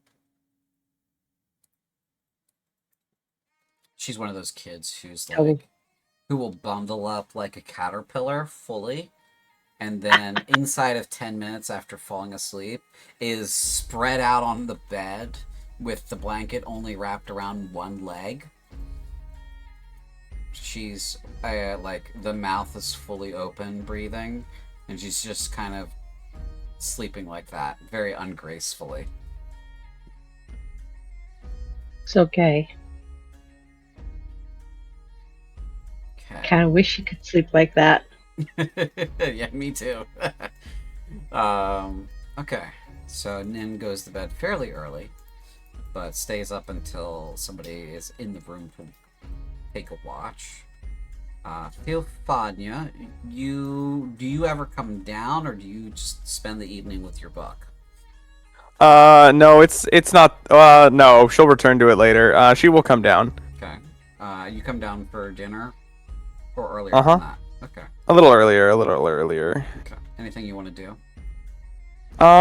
Just check in on everyone, see what's going on. Sure, yeah. See what soggy old Augie is up to. That's Ogna. I decided. Soggy old Augie. Soggy old Augie. That's what I get to call her, but Theophania's not quite witty enough to do that, so. I don't know why it's not moving you when you move yourself there, but it moves you when I move you there. Which is wild. And it also creates a duplicate of you. It's doing weird stuff. Anyway, So you go see Agna. Mm-hmm. This is midst meditation. This is the cool kids quarter. Yeah. You can tell they're cool because everybody else is ignoring them. Yeah. I think when you reach Agna, when she kind of realizes that you were coming over to the couch, she folds up the piece of parchment that she's been reading, and it looks like maybe doing some annotating on, and slides it back into kind of her robe, the sleeve of her robe, Theophania. Can I help you with something? No, I just wanted to see what was up.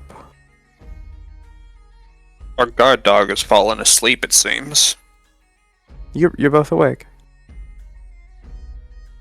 Yes.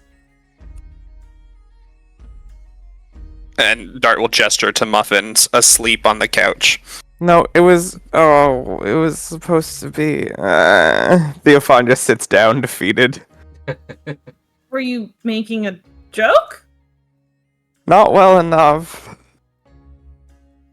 Okay. Will you make sure Dart eats something? Dart, are you not going to eat? The air has a particular flavor, you know. No, I fucking don't. Did you like prison? Was prison good for you? Honestly, sometimes when you think about it enough, food, you can kind of just ignore it. No, you can't. Oh, why am I the one having this conversation with you? No, I think I'm with Dart on this one. It's like you have to reach a certain... I'm gonna eat. Yeah, you should eat before I tell Tarashna. What would she do? Oh, probably just loudly lecture you about it for a while. And then you would be being loudly lectured for not eating. That ascribes a maternal care to her that I highly doubt. No, it would be more about how you're sort of wasting your time and your potential and everyone else's time. Wasting other people's time, certainly. My potential, I've utterly squandered since I'm here and not in the ruins of my family home sewing army uniforms. I don't know if the apparition that stalks you would agree with that, but alright. Speaking of, have you seen it since? Hmm? The apparition? Out of character, I don't doubt it, but how did Theophania find out about the shadow? Just now. Oh, sorry, that's my bad. I kind of thought we'd discussed that, or like it had been aired out, but that's my bad. No, I apologize. It's okay. I do think it's funnier that you meant it as like a metaphor, and Agna took it literally. Yeah, honestly, that's great. Theophania See says, what? No, that was another Agna? joke. I'm sure I don't know what you mean. No, I was making a joke. Ah, of course. Sorry. I'm so bad at this. I'm fucked. I'm so fucked. It's all right. I've been trying to meditate, and Oh, that's well, bullshit. clearly, Meditation's bullshit. come back to me when you can start tasting the air. Anyone can taste the air. All right. What does it taste like?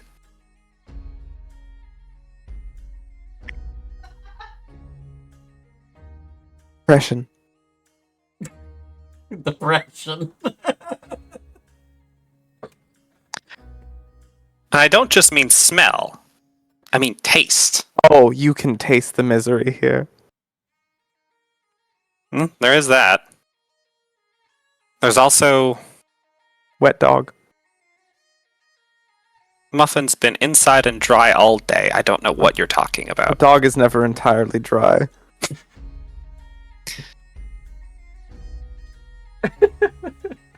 I taste Actually, can I make an insight check Sure, yeah. What on whom?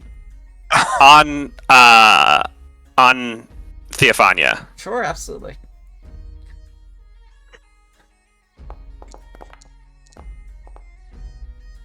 Okay. This is buck wild. Is 16 enough for Dart to taste any form of arousal on Theophania from reading that smut book all afternoon? Wow. Are you asking if you can like smell that she was gooning out? Like what Yes, are you yes. fucking Oh my god. Wow. Oh my god. That is. I'm gonna leave that up to you. You know what? Sure, because I think it's really funny. Yeah, I think Art goes in real hot, real feeling like, oh, I'm about to have some crazy insight into Theophania, smells it, tastes it, and is like, I don't know, I'm gonna go eat, actually, yeah, whatever. Tasting the air is bullshit, actually. Bye. I want both Theophania and Agna to roll perception checks for me. Oh my god. Perception check or a sanity save? Because Jesus. Well, you can roll sanity save, but perception checks. Yeah, we'll do the perception. Agna has no idea what's happening. She has lost the plot on this one. Yeah, I think you're stun locked. But Theophania, as he gets up and walks away, it's sort of like his shadow moves so much slower than it should be moving. It's sort of kind of like almost crawling away in a sort of like forced or dejected sort of fashion. Huh. How long has that been going on?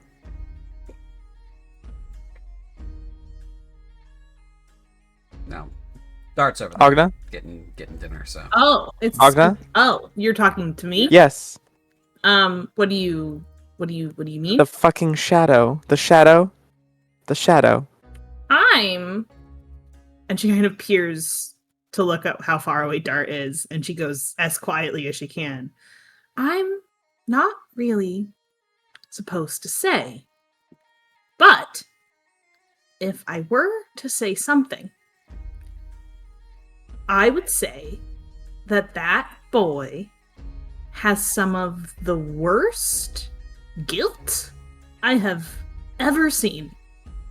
And I think it is quite literally stalking him. Wait a minute. So he feels guilty and has generated a shadow creature. As far Is that what you're fucking telling me? As far as I can tell, yes. You should tell something else. Oh my god. Do you want me to tell you it's fine? I could tell you it's fine. I never said that. There has to be an in-between.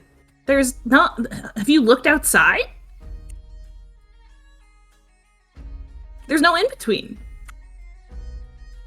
It's real bad here in Brescia, folks. In fact, this music's too cheery for Brescia. We need the sad Brescia. Look, as far as I can tell, it's not hurting him. Okay. Are you gonna sit here and tell me you don't have anything following you, Theophania?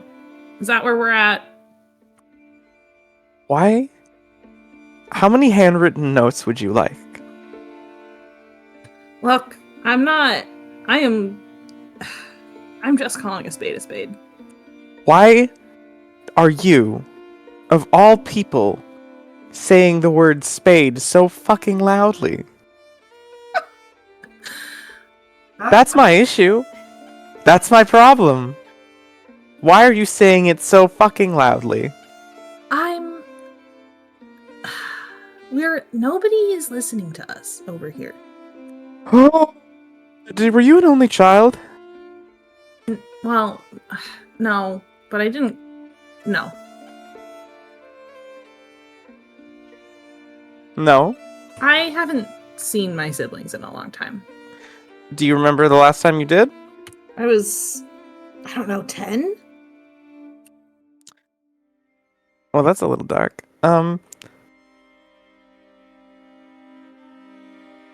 You're not as unnoticed as you think most of the time. I think that almost takes her aback a little bit. I'm not exactly inviting attention sitting over here.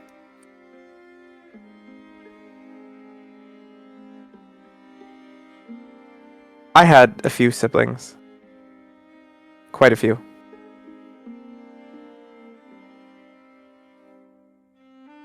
And did you stand out or did you fade away? It was more like no matter what I did, they shone too brightly, and my failure to measure up became a point of contention.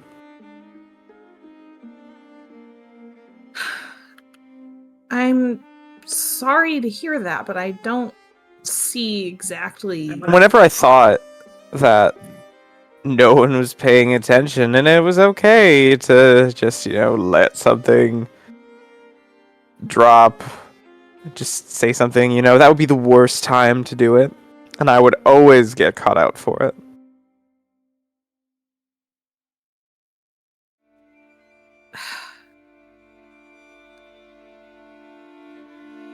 I am sorry for saying it too loudly, but it does not remove the fact that there's nothing you can say to that boy you probably shouldn't say to yourself. And I count myself among that, Theophania. No, I think you're wrong for that one. I think you're straight up twisted for that one. Then we are going to have to agree to disagree. No, I think I'm right and you're cracked. That's a fucking living shadow. What do you want to do about it? Because I don't even know that he has fully accepted it's on him. What do you mean accepted? Have you heard him talk? I assumed he didn't know.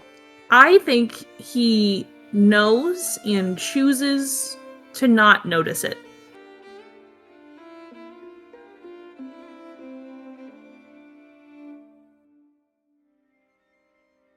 I suppose adventure and travel really do bring out the most interesting sorts of little times.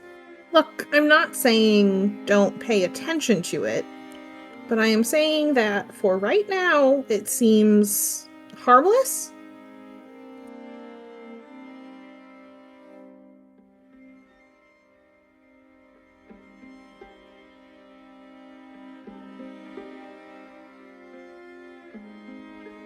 Or harmless enough, at least.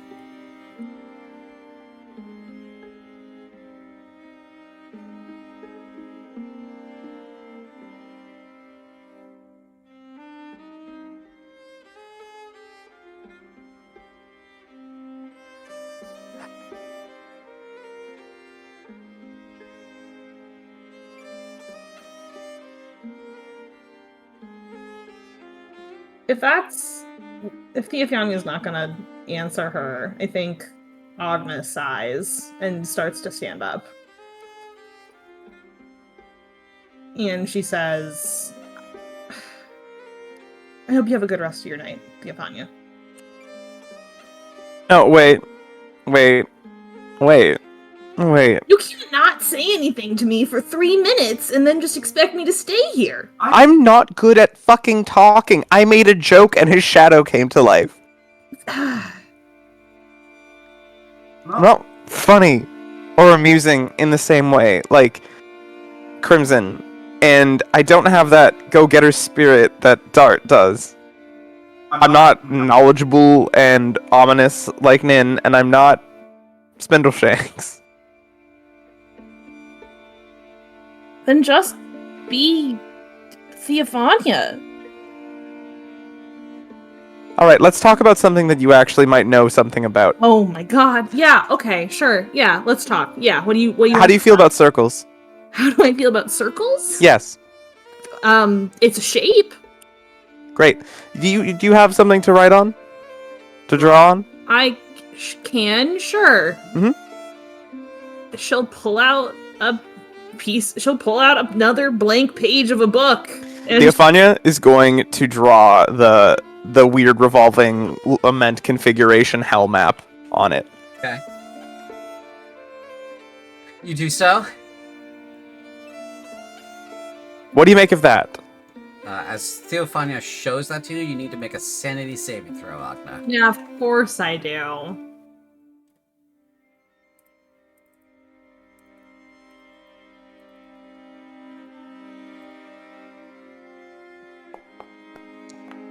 Oh, Yes! The mind virus spreads. Oh, fuck. It is, you do fail to save by more than 5. So your Yeah, so I lose a point. yeah, your sanity score goes down by 1. Great. You're now at plus Thanks. 0. What can I say except you're welcome? So, this is now something that you cannot help but think about. Do I have any idea what this is? Make an Arcana check for me. Yeah, let me, 1 second. In before natural 20. What? I said in before natural 20. That is how D rolls. Yeah. this would be the moment that this would happen. Okay, yeah. I'm going to roll that with guidance. I just need to find the fucking button. There we go.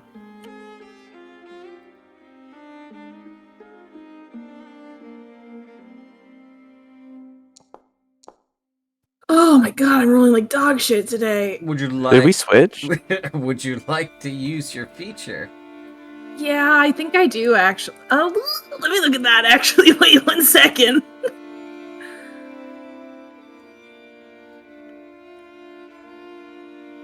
Oh, yeah, I'm gonna do it. All right. I'm gonna re-roll it. Alrighty. Yeah, don't forget, you also have a D4 of inspiration. I am gonna use it actually now. Plus 2d4 functionally. Yep. Not much better. I'm gonna lose my mind. Oh, In fact, you Holy shit. rolled better the first time.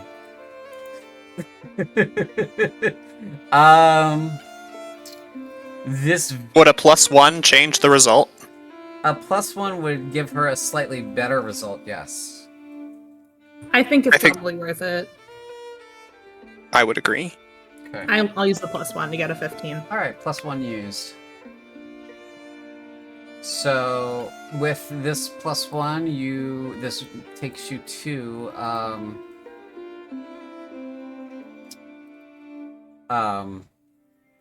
15, which, looking at this, like, okay, this is an interesting series of geometric shapes. You can see that this should be something else, that it should be three-dimensional, rather than on paper. You're understanding that it is arcane in nature, some kind of like magical glyph that is it needs to be drawn in a particular way physically for it to work. But you have no idea how to make that happen. Or what like material would be best suited for doing that. But it does slightly remind you of gates. Do I know?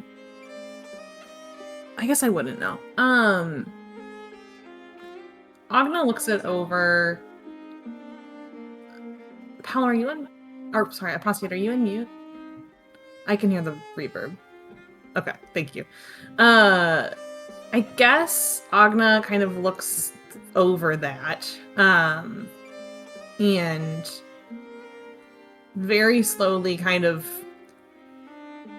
tilts her head and looks at Theophania and just goes, is it a door rune of some sort? Or a sigil or a ward?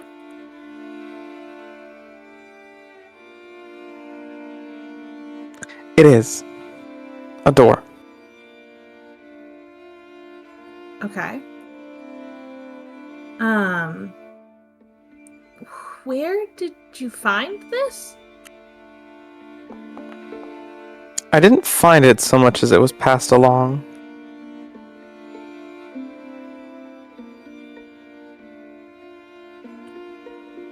Okay. Who passed it along? I don't know if that part's the most important part. I think what's more important is where it goes. Are you... Did you show this to me so that I could help, or did you show this to me to play 20 questions? I figured if anybody would be able to make sense of it, maybe it would be you. I know enough to know that it is a gateway to something. I don't know to where, and I certainly don't know how to make it. Well, that's the thing. I think it's a gateway to a lot of different places and things.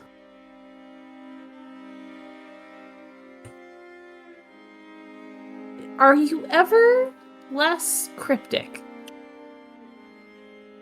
Every fourth day of the week if the moon is just right. Okay. It is the 7th day of the week.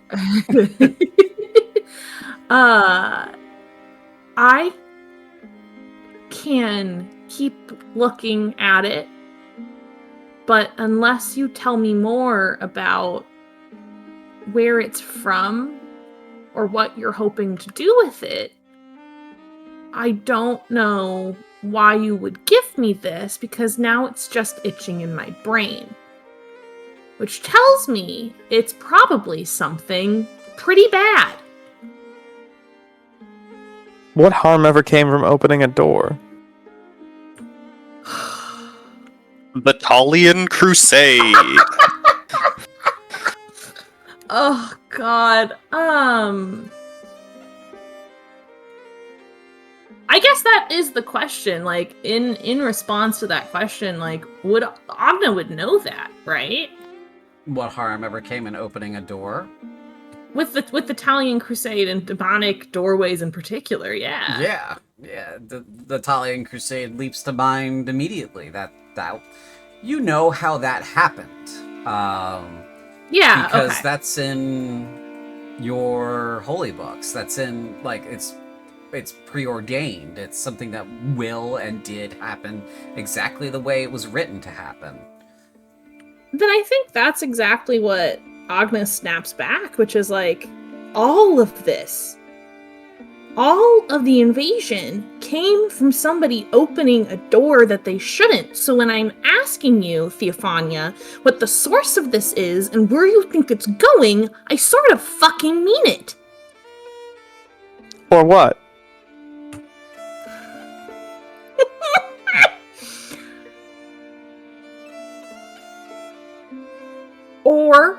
Or I will tell the others that there is something sitting on your shoulder. And I'll tell them about yours. Next question. I don't really give a shit if you're carrying this around, Theophania. You don't give a shit? You don't give a shit.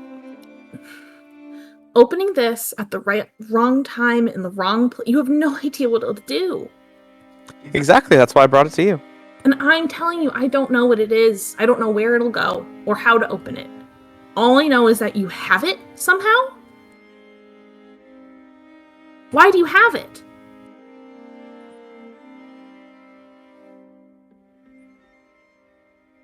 It's not like I went looking for it.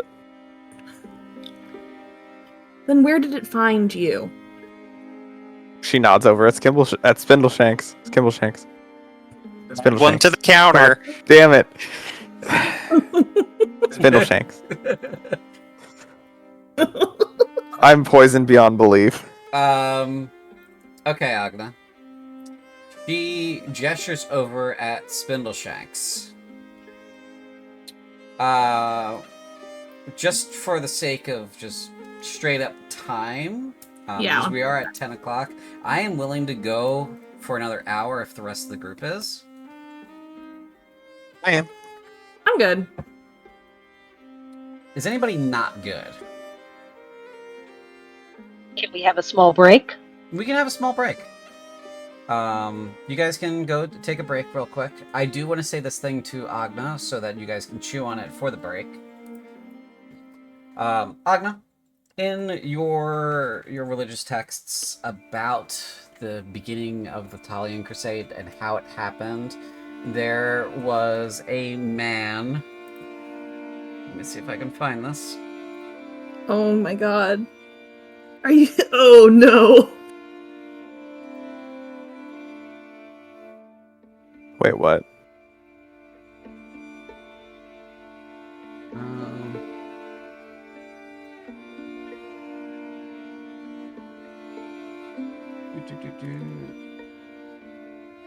There was a man, sort of a priest in training sort, learned.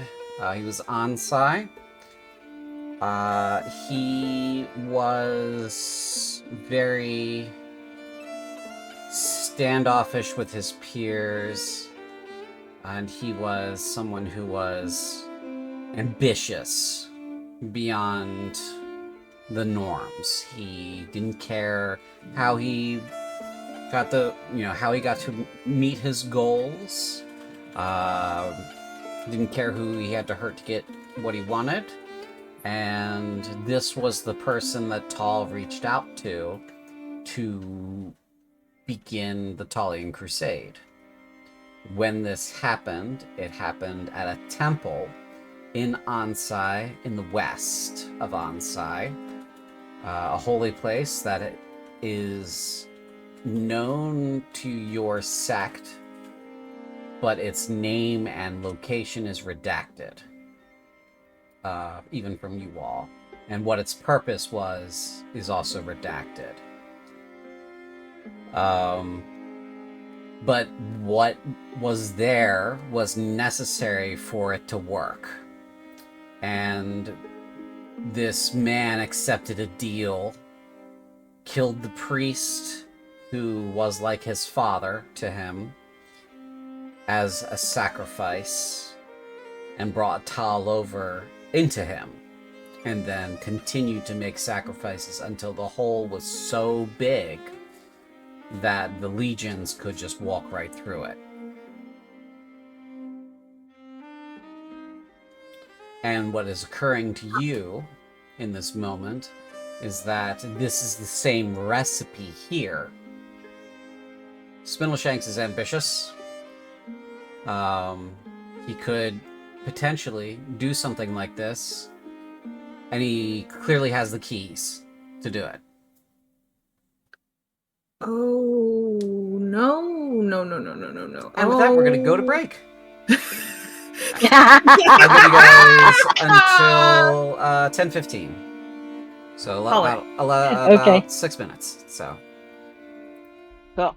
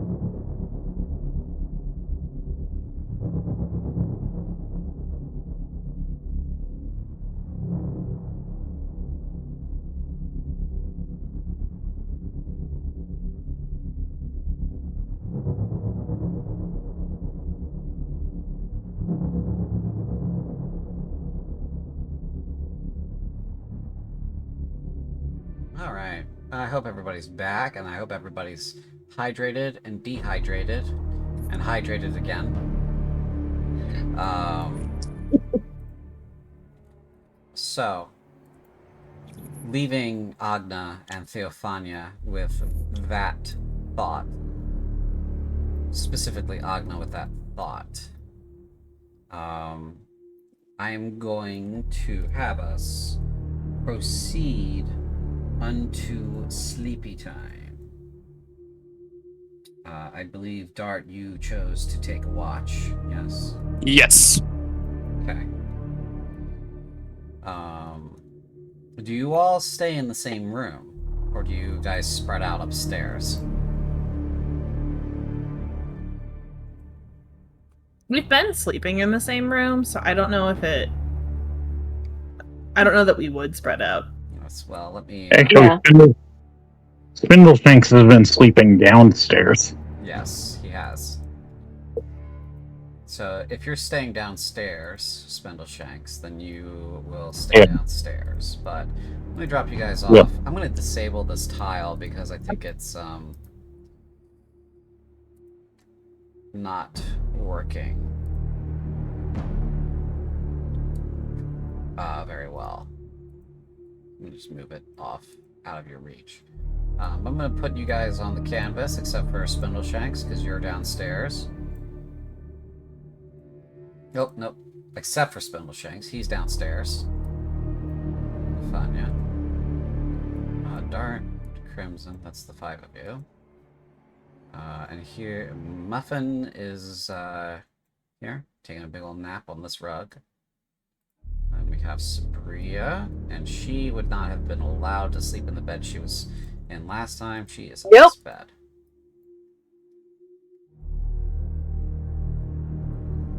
Nope. Sabria doesn't get to sleep in the bed next to the door anymore. Right. He's bad. Right. So, I don't have a particular order for you guys to sleep in. But in your cozy little room there, unless you want to spread out, you can.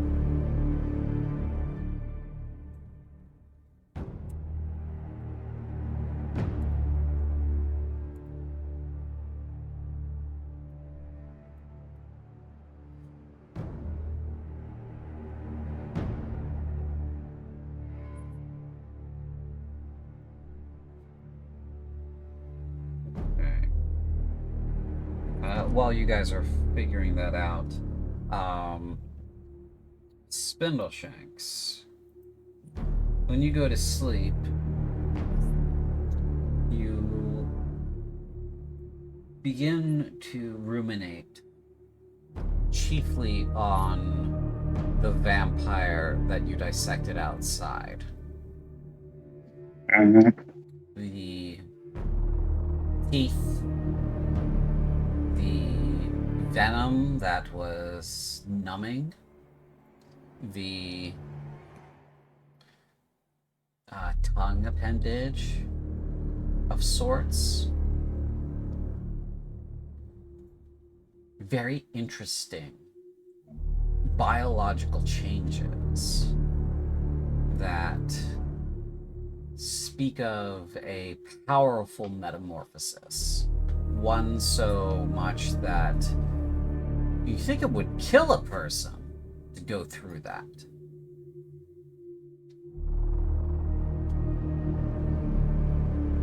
You begin to dream about this sort of creature in a way that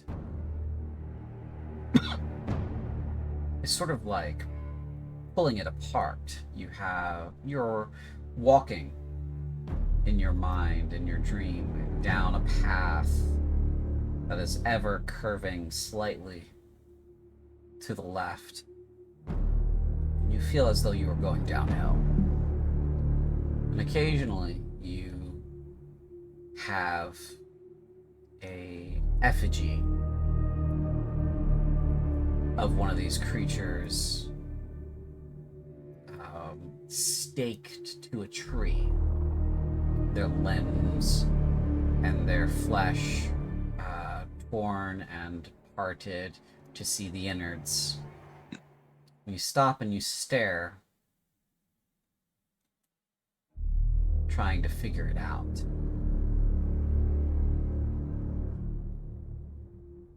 And perhaps, what is the most concerning or curious piece of these creatures' biology to Spindleshanks?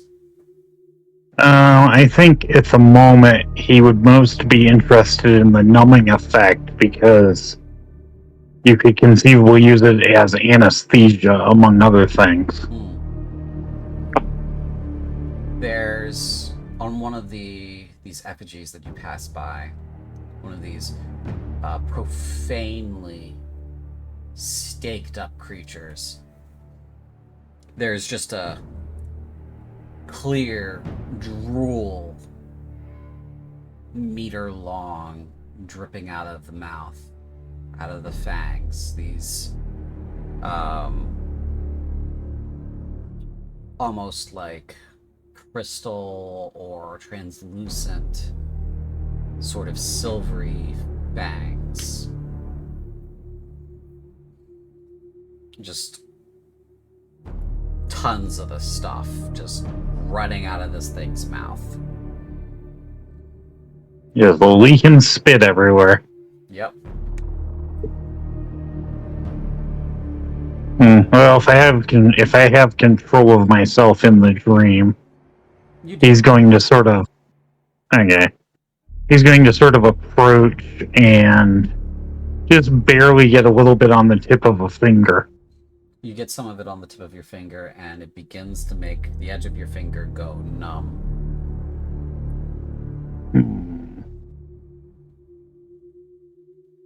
Now he's intrigued because he thought it was a function of the teeth, but apparently it's a function of saliva or something in there that runs through their teeth. So he's sort of going to try to look in there and see if he can figure out where it's produced. Okay. Getting your hands in the... You tear the body down off of its stakes, off of its nails. And you open up the mouth. You reach in there. And forcefully you rip the palate out. You look into the back of the mouth. And you look into the recesses near the nose, near where the sinuses are, trying to find these glands. You find a series of them that have ducts that go straight into the teeth, and the teeth are hollow. Some of them. Others are like razor blades, just incredibly sharp, and arrayed in such a fashion like a snake's to grip. But also, these same glands are in the back of the mouth where the saliva gets produced. And it is sort of a dual functioning essence. It's the same stuff. The stuff he's realizing gets injected into the bloodstream through the teeth and is applied to the flesh around the mouth through just the general saliva. Sort of a fast-spreading, fast-acting, total paralysis.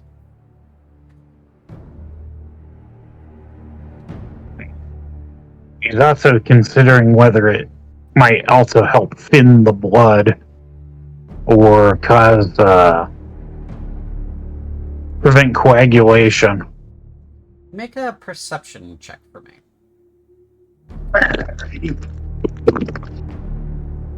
Give me just a second here. Sure thing. First roll I've had tonight. You know, sometimes we just be RPing, and sometimes we be rolling.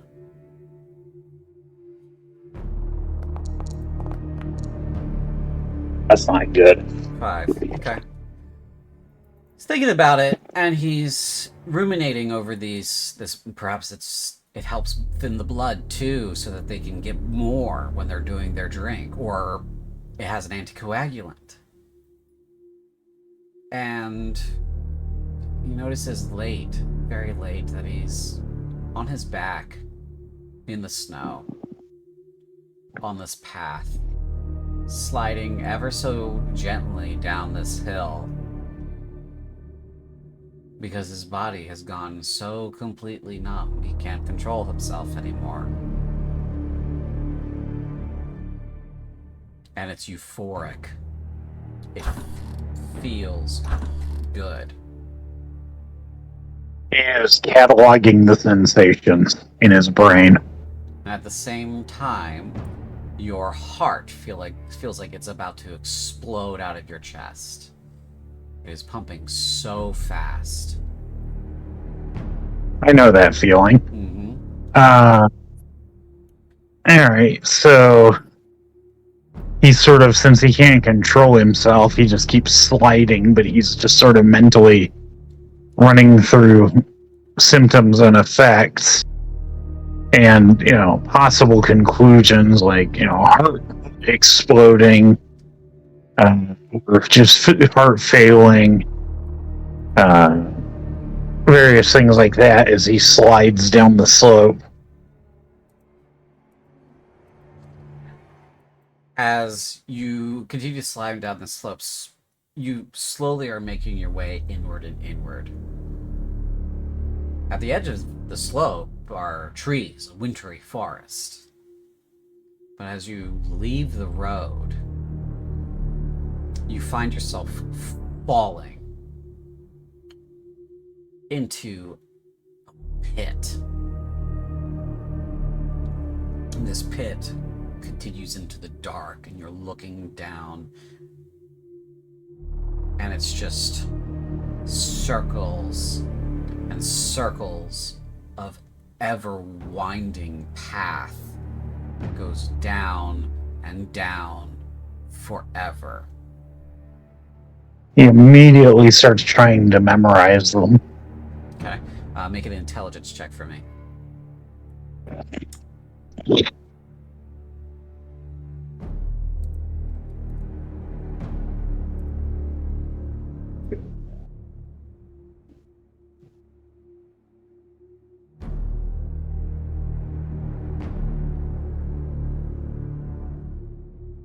Much better with a 20. At the center of this is a pit, and you feel the gravity is so crushing, so much pressure, and you're continuing to fall into it. But as you're looking at the paths, you're seeing off-ramps of sorts, paths that diverge from it, leading into more winding circles.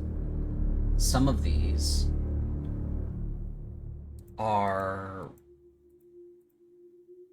interesting, are strange. The first one that you see is a landscape of trees, bound with some kind of chitinous, hive-like formations. Another you see is a burning wasteland of magma and fiery gas vents, sulfurous towering rock formations, rain of flame, heat so intense. Another continuous rainbow city of sharp spires and stained glass of debaucherous, vile entertainments. A swirling tempest and abyss of just drowning depths in another. A wasteland of white powder and bony spires. A shimmering series of karsts and mesas. A windy tunnel of screams. A infinite series of torturous chambers. A perfect and endless blackness.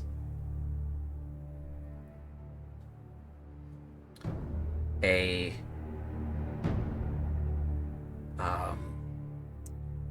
endless mass of writhing tentacle flesh and bone expanse where creatures crawl of all shapes, sizes, and mutations.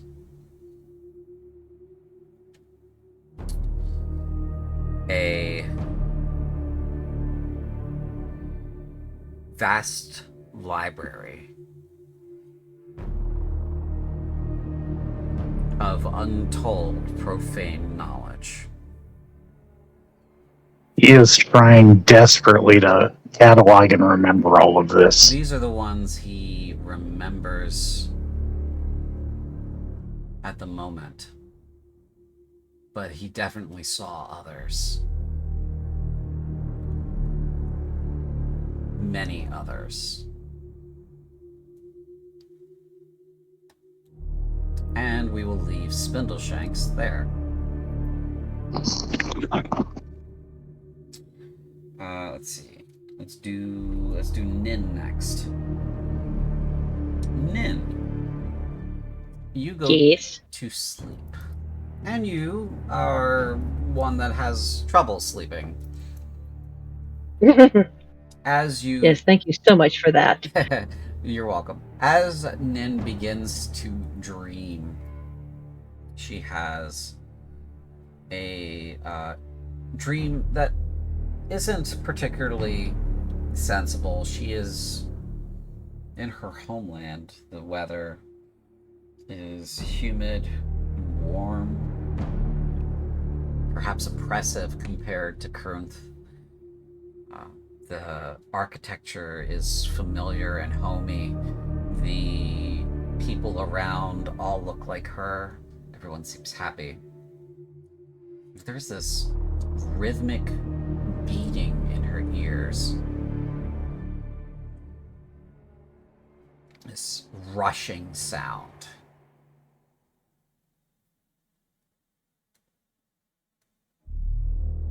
As she goes about her day. A day that she's never lived before.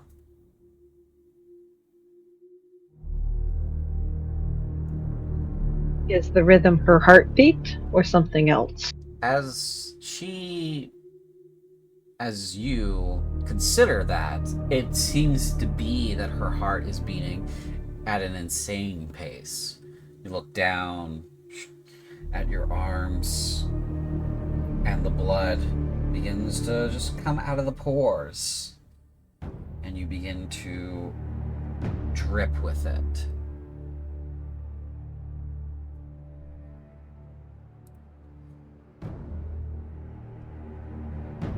Been here before. She is going to scream really, really loudly. I will leave it up to the GM if it's only in the dream or if she actually screams in herself awake. In the dream, you are locked, and your scream is limited to this place.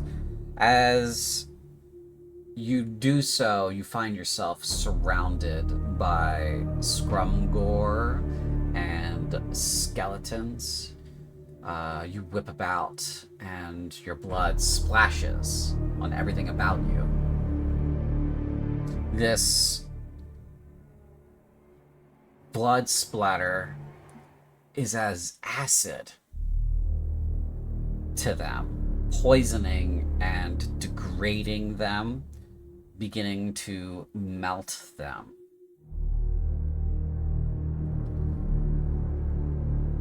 As you destroy them with this, you feel invigorated. You feel powerful.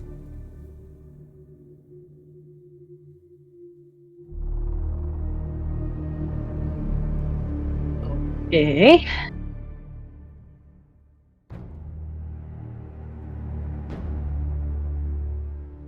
She's trapped in the dream. I'm assuming she doesn't know it's a dream. She's aware this is a dream. This is a day she's never lived. This is a day that it can't exist. It's clearly not real. Then she's going to chase the scumgore and slice them with blood all over the place. As she does so, the blood begins to form into weapons for her, and she makes war on them, slaughtering them to the last. At the end, before you wake up in the morning, you are standing upon a hill of their dead.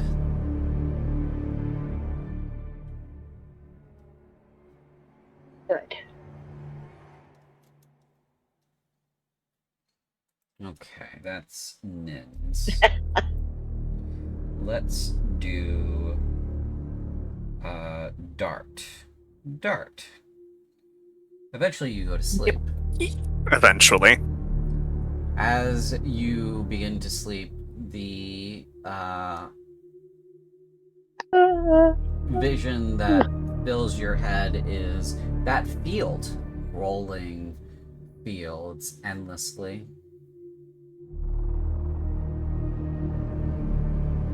Dart, I suppose, feels the urge to run, but I guess we'll look around for his shadow or any shadows. The sun First. is high in the sky. It is a beautiful day. He looks around. Nothing behind him. Nothing in front of him or off to his sides. Nothing above. Then yeah, it's time to run. As he begins to take off, he trips and falls flat on his face.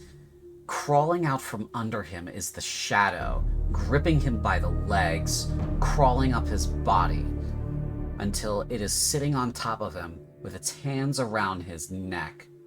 Going somewhere?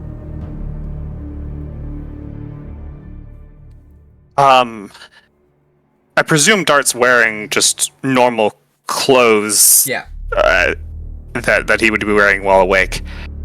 He'll look up the shadow. I suppose he doesn't have enough. I don't know if he can speak, but he's going to try and reach into his pocket. Mm-hmm. And I can't decide which one he would go for. I think he goes for the seam ripper in his father's sewing tools. And he sort of like just looks, it doesn't even see, can't tell where it is, but takes the seam ripper to the edge of where he's joined to his shadow and tries to unravel it slightly. As he does so, the creature, the shadow, laughs uproariously. You think you're gonna get rid of me that easily? And he punches you in the face. That's really funny. That's really funny, Dart. You think you're gonna be able to get rid of me? What makes you think you can get rid of your own shadow? It's not something you can run away from, and you can't cut it off of you.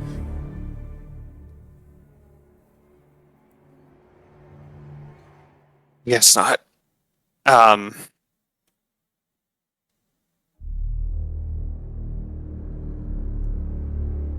guess, does he continue to continue to punch, continue to choke? What does the shadow do if Dart just sort of stops?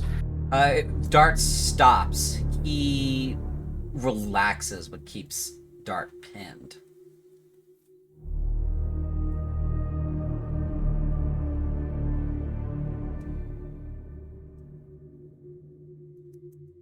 There's no getting rid of you.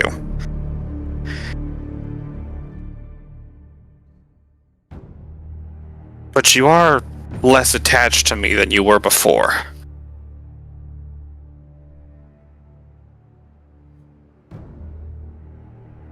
And he's going to instead pull from his pocket like a needle and thread.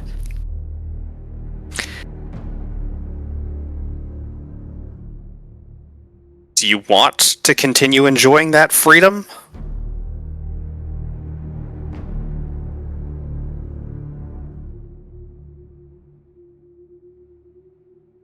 The shadow gets real close to your face and says, "You're asking the wrong guy. Don't you want to let me a little bit looser? You've got me so wound up next to you, keeping me in, pushing me down into the depths. Seems to me like you'd rather just let me loose on all those dark things out there, all those reminders, all those scary things that say, I'm gonna eat ya. The real reasons you ran." Oh, I'm fucking afraid. That's not a news to me. You evidently understand this situation as well as I do, or better. I just have no inhibitions about it.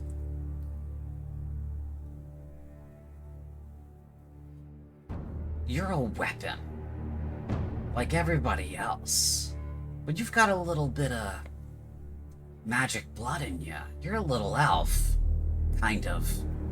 You know what they were really good at? Killing. What?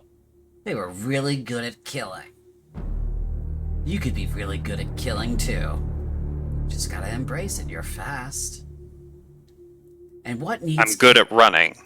Yeah, what needs killing more than demons? You, if you don't shut up. Listen, it's... whatever the fuck Agna's talking about, repressed emotion, fractured psyche... If I had magic in me, the fucking paper people should have caught it. You... I don't know what the fuck you are. But as long as you're attached to me, I make the fucking rules. Evidently, I do, otherwise you wouldn't be trying to convince me to let you loose. So what are the rules, Dart? What are the rules of war? When do I get to fight? Demons. We heard demons. Monsters? And undead that aren't that vampire lady. Is anything in the category of a monster? A notoriously clear and easy definition, yes.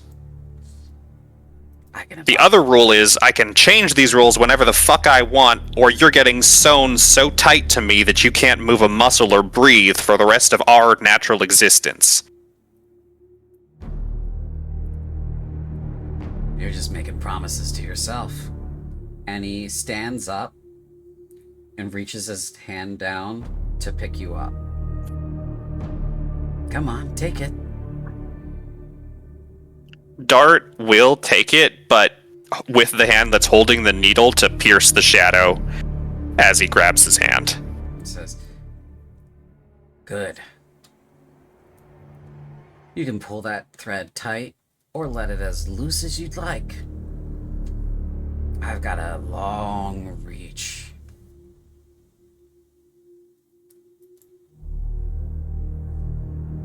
And that is the end of your dream. Indeed. Okay. Crimson. We will do yours next.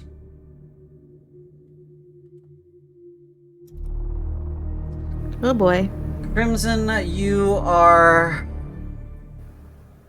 arriving in a town. It looks nice. The people look excited because you are arriving with your band. You guys are getting ready for a show. There's a little bit of an inkling that there's something wrong here. You know that this isn't real, but you feel trapped and you cannot escape it.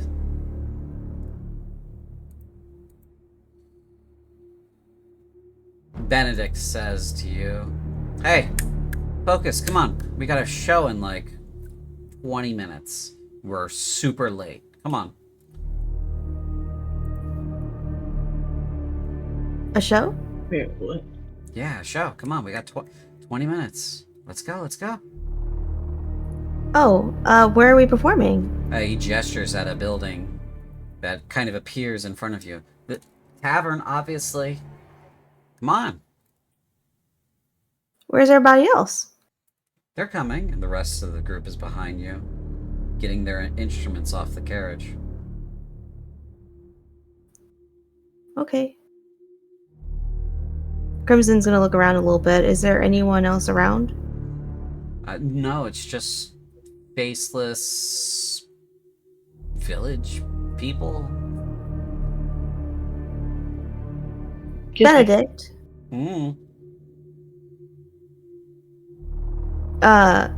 Does this place seem weird to you at all?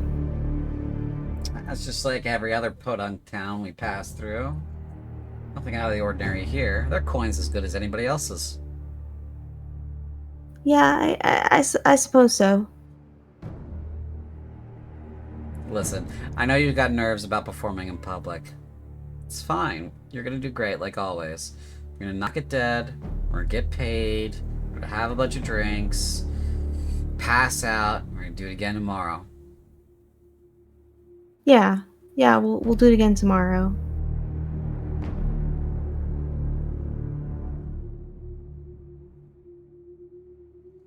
You enter the tavern, and you play your set. And as you're playing your set, you're beginning to feel a little bit more sluggish, slow, drunk.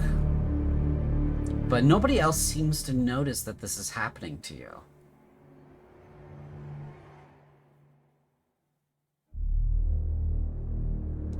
I think I need to sit down. Your bandmates look at you. They keep playing. Benedict says, "Show's gotta go on, Crimson. If you can't play, you can't play."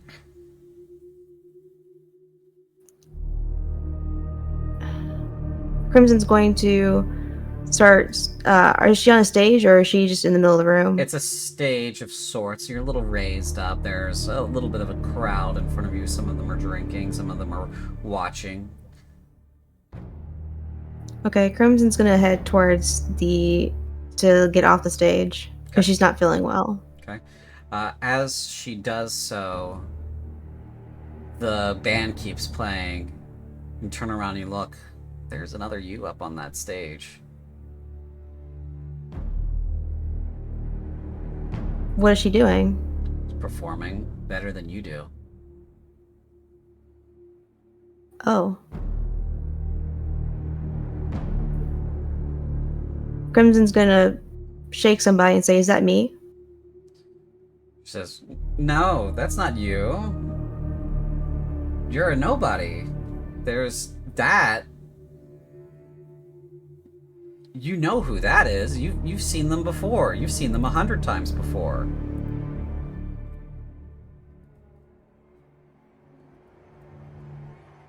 Crimson's gonna ask her, "What's my name?" "What's your name?"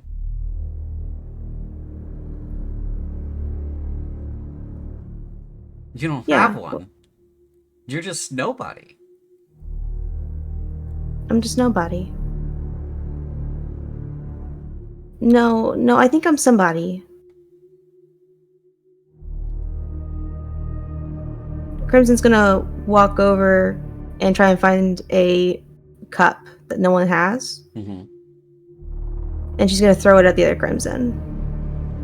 Okay. So you throw it at the other Crimson, and it passes right through her. You find yourself in a bedroom, a tavern bedroom. Your friends, your bandmates are standing around you, and you're sitting at the foot of the bed. Helena says, "Why would you do that? We were in the middle of a show. What's wrong with you?" What do you mean? Well, you know what you did.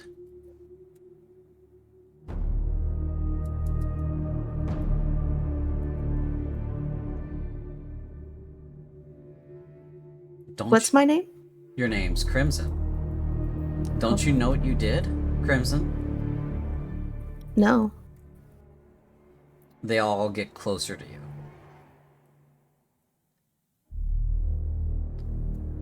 Really, this doesn't look familiar, and her face splits open, the lower half unhinging, sort of like a snake's splitting in half, revealing those vampire teeth. The long appendage comes out and tries to bite you. Crimson will scream and try and run away. Scampering back along the bed, the others step forward. In the darkness, their eyes glowing red. You left us to the Latro. It ripped us to shreds. You saw it happen. No, Yes, that's not what happened. That is what happened. Benedict almost got ripped in half. Can you believe the job they did on him? And he raises his shirt, and there's just gigantic sutures across his lower half. He says, "Yeah, they put me back together. Praise Ka. They really got me good, though. At least now I'll live forever. And my complexion kind of makes sense now." What? No, you're not vampire. You're not vampires. Your optimism is like something that is just unshakable. I really enjoy that flavor.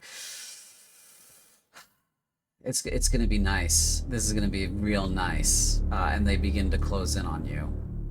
Their mouths also changing in shape. Benedict's growing long, like the proboscis of a mosquito. No, look, I tried. I tried. It's okay. Don't worry about it. We got over it. It's gonna be fine. All you have to do is just say yes. And let us take care of you. What? You'll live forever. Don't you want to live forever?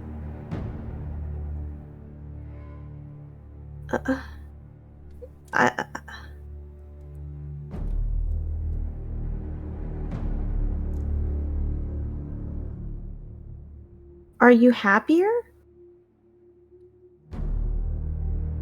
That's got nothing to do with it. You know what happens when you die? It's real fucking scary. Now, we don't have to ever worry about that.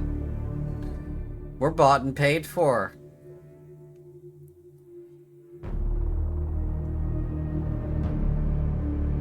No, you wouldn't have wanted this. It's okay. It's not None of gonna you hurt. would. It's not gonna hurt. Don't worry about it.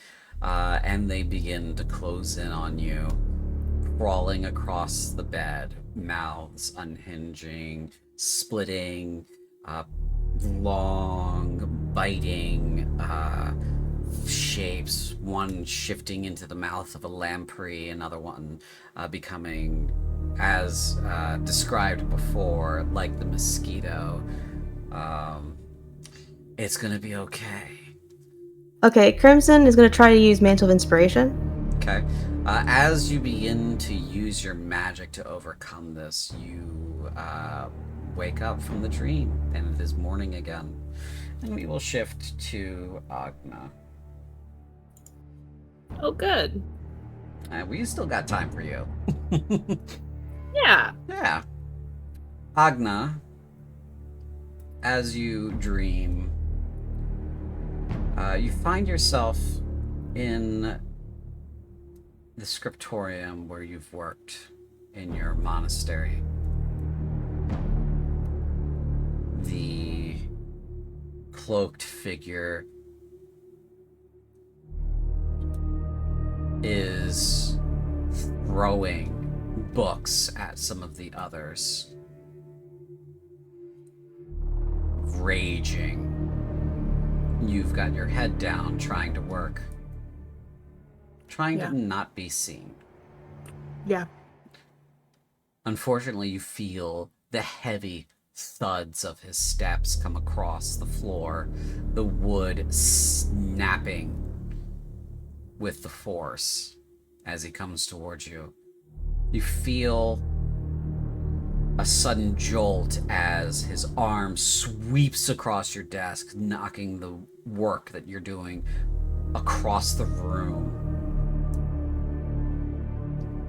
Feel his hand reach down and grab you by the hair and pull you to look up at him. He says, "Look who you brought in here. It's everywhere." And all over the walls are the circles. That can't.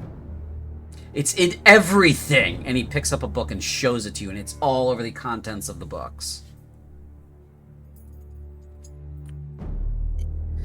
You're all dead. I couldn't have. You're all dead. I couldn't have brought back. I couldn't have. As you're looking at where his face is, it's just the dark void.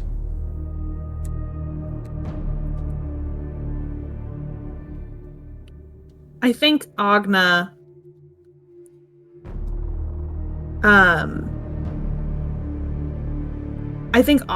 is going to try and wrench herself away from the hand as best she can out of the grip. Okay.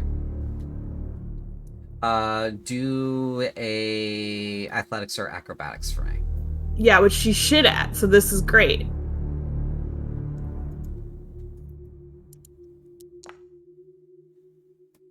Oh, I did not mean to roll that. At disadvantage, you did not. No. Yeah. Both were bad. Both so. were bad. That's a 7. You wrench and you wiggle, and it says, "I own you. Remember? I could do with you what I like." And he throws you across the room. You smash into some desks. Papers go flying everywhere.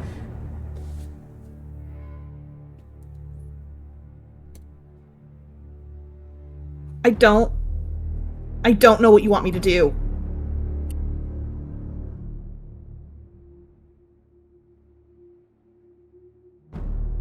It stands and begins to grow in size, and you find that the cloak, the purple cloak, begins to sort of cinch in and sort of spike-like pale insectoid legs sprout out from underneath the bottom of it. The upper part of the body becomes longer. The arms that are coming out of the robes are chitinous, and 4 fingers on the hands, ending in claws. Its face is still a void, and it goes, "I want you to fulfill your obligations. I want you to burn it. I want you to commit this forbidden knowledge to the pyre. No one must know what you found out today."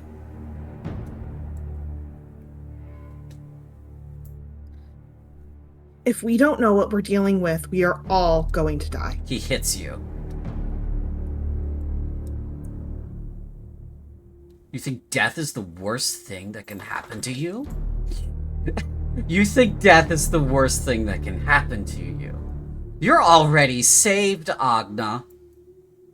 When you die, you just come back here. Right back here.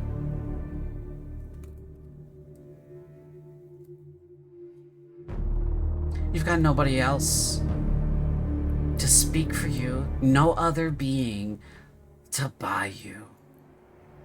You're mine forever.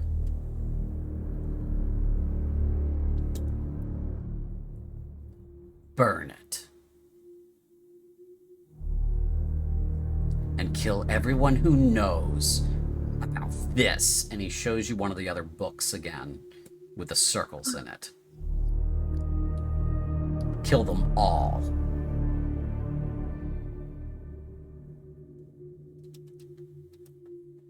What in the dream is nearby her? Like, is she just on the floor? Is there anything? Is it all wood flooring or Make a anything? perception Anything check. that's throwable? Yeah, Okay. make a perception check.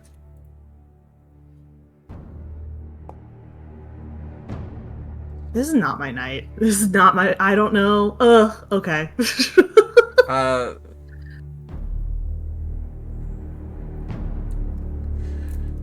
Perhaps this is because the conversation earlier was such a traumatic and stun-locking thing before, but you smell a forest. Woods? Maybe something of nature, something of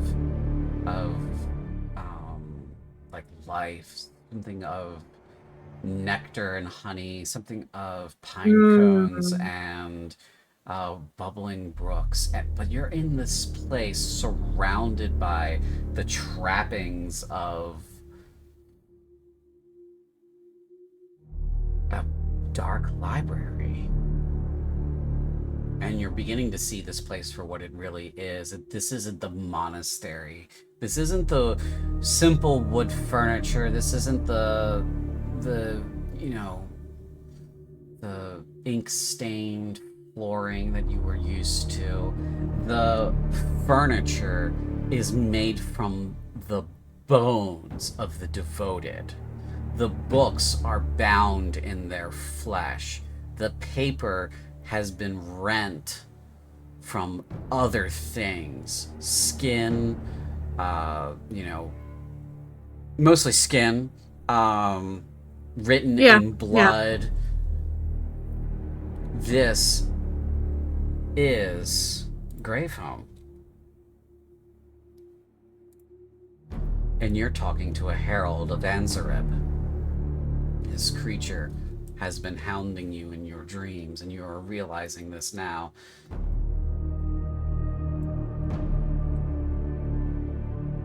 But that smell lingers in your nostrils, and it says again,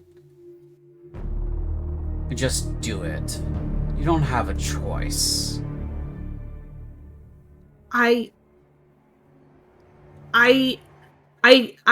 can find a way to get it out of them.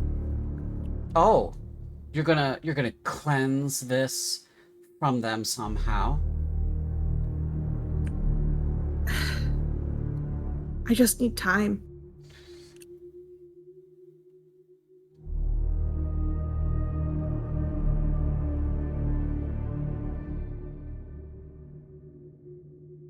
Its silence for a moment feels like it is weighing whether or not you are worth it. Fuck.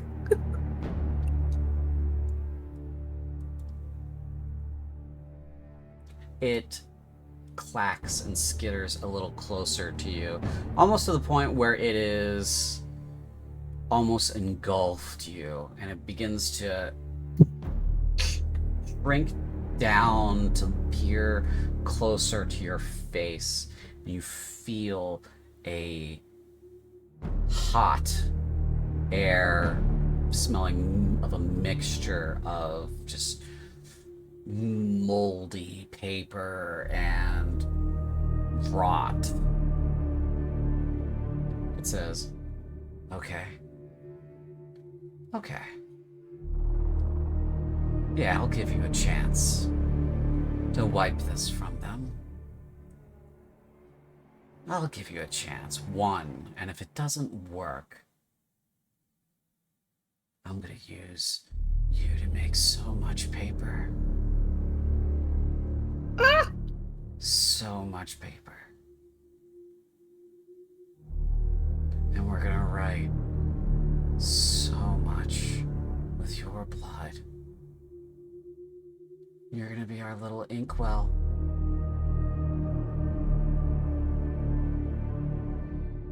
And you're not gonna have the leisurely time that everybody else has.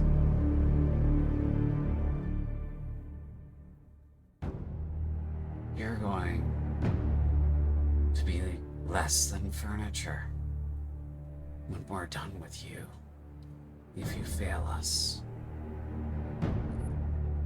So, remember that we own you, and no one else is coming to get you. And you wake up with that lingering scent of pine needles in your nose.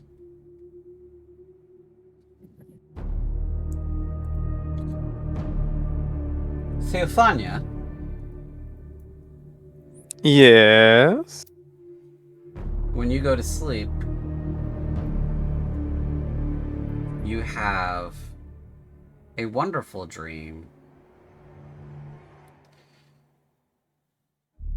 of a banquet being laid out before you.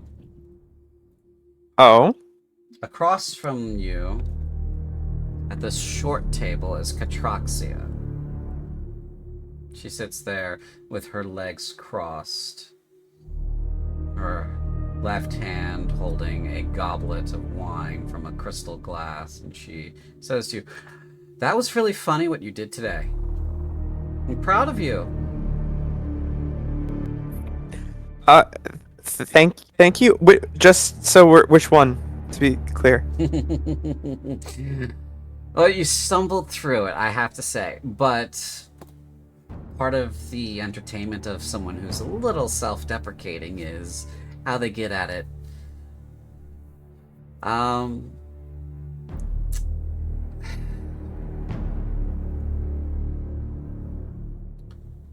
This thing that you have kind of circling the drain in your head, showing that to your... I hesitate to call her a friend. You don't seem to treat her that way. Agna. That was really funny. Thank you. I thought you'd like it. Yeah, that was really funny showing her that. And I love it when a rug pull happens. Sort of stumbling into something interesting. That shadow business with that boy. Mm-hmm. Incredible. So much fun to be had with that. I have no... See, with... I don't know. It's just Agna came on really strong, and she was pushing really loudly and publicly, but I would never... I said I wouldn't give you... I said I wouldn't use your name, and I would never give you up like that. So... She keeps doing that. And the spider's note was not enough, so... I have an inkling. Now that she has seen this business and she gestures to a sigil that briefly appears in the air of these circles. She's going to be in a bad position with our enemies. See, not everything's all in alignment in the Screaming Hells. My mother doesn't want the fun to end. We're all having a grand old time here in Violum Valam, aren't we? Yes. Right, so anything to muck up the works. That little fucker is, sadly able to twist her arm enough to get support. But we don't always have to play nice. And you don't always have to do everything he says. So, by the way, Somhai has managed to secure some material assistance from us. Unfortunately. Oh. Alliances and all that is what it is. We like to be as independent as we can, but kind of hate Holloman, and we want him to be, you know, where he is. Where is he, if I can ask? He's stuck in his little prison, just like everybody else. But he doesn't appreciate a good joke. He's all about deception without any flair. He's about seeing things that aren't really there. He's about terror. And we're about a good time, aren't we? Yeah. Right. We are. We're about good old-fashioned pleasure. The sort of pleasure that is afforded to those who can afford it and who earn it, right? So, that doesn't come cheaply, unfortunately. See, we have to play nice with our allies, but we don't have to always be nice about it. And boy, do I want this war to end.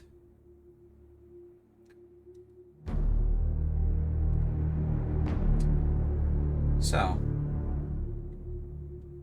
you had a banger day. I'm quite happy to give you any reward you see fit, provided that doesn't ask too much of me.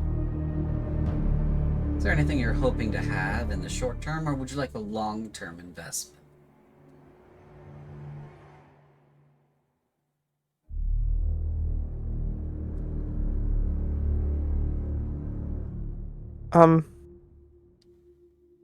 And for just a moment, Theophania looks more worried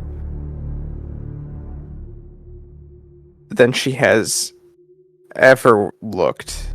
Whether she was in prison, or delirious, or in a dream, or out of a dream. But now she looks genuinely nervous.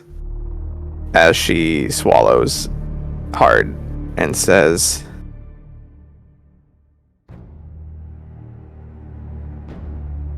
I think I've been... I mean... Isn't part of the fun for you sort of already knowing what I want?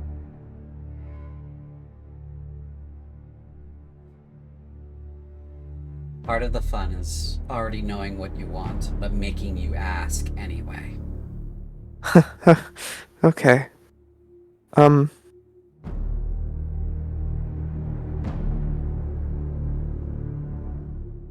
I understand this may be very long term, but truly, what I want is to spend whatever eternity that I can have with you. And I know that that's...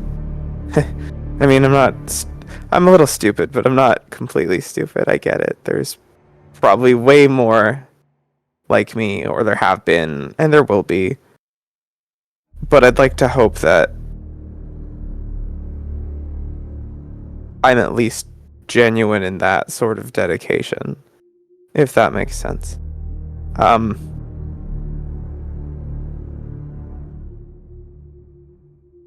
That's what I want. You.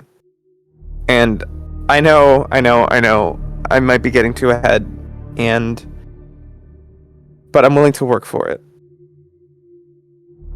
In fact, I'm so willing to work for it. I did have an idea, a follow-up, if you will, Oh, for what I did today. interesting. Please, go right ahead. So Agna's patron is one of our enemies, right? Indeed.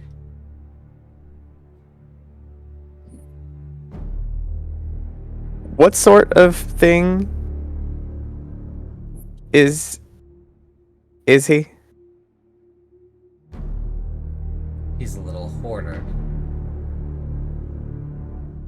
He's one of those that doesn't like it when somebody knows something. He likes to keep everything to himself. Every scrap of information. He's a hoarder of information. The little nerd. How crazy would it drive him if you got your hands on someone like Agna, who'd be willing to tell you everything? Wow, that is an exciting idea, but it wouldn't drive him crazy enough. Kind of expect me to fuck around with him like that, you know? It's funnier. Now, stay with me. Mm-hmm. It's funnier if someone else gets her. Someone not even on our side of the table. Yeah. That's a lot funnier, isn't it? Because then he Yeah. can't even say, "Oh, Ahil, you took one of my favored." You can't complain or cry to anyone about it.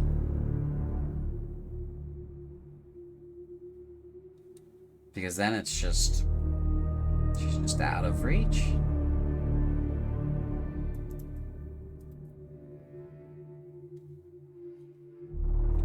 That would be funnier. But I like where your head's at. You're going in the right direction. I must say, you are getting places.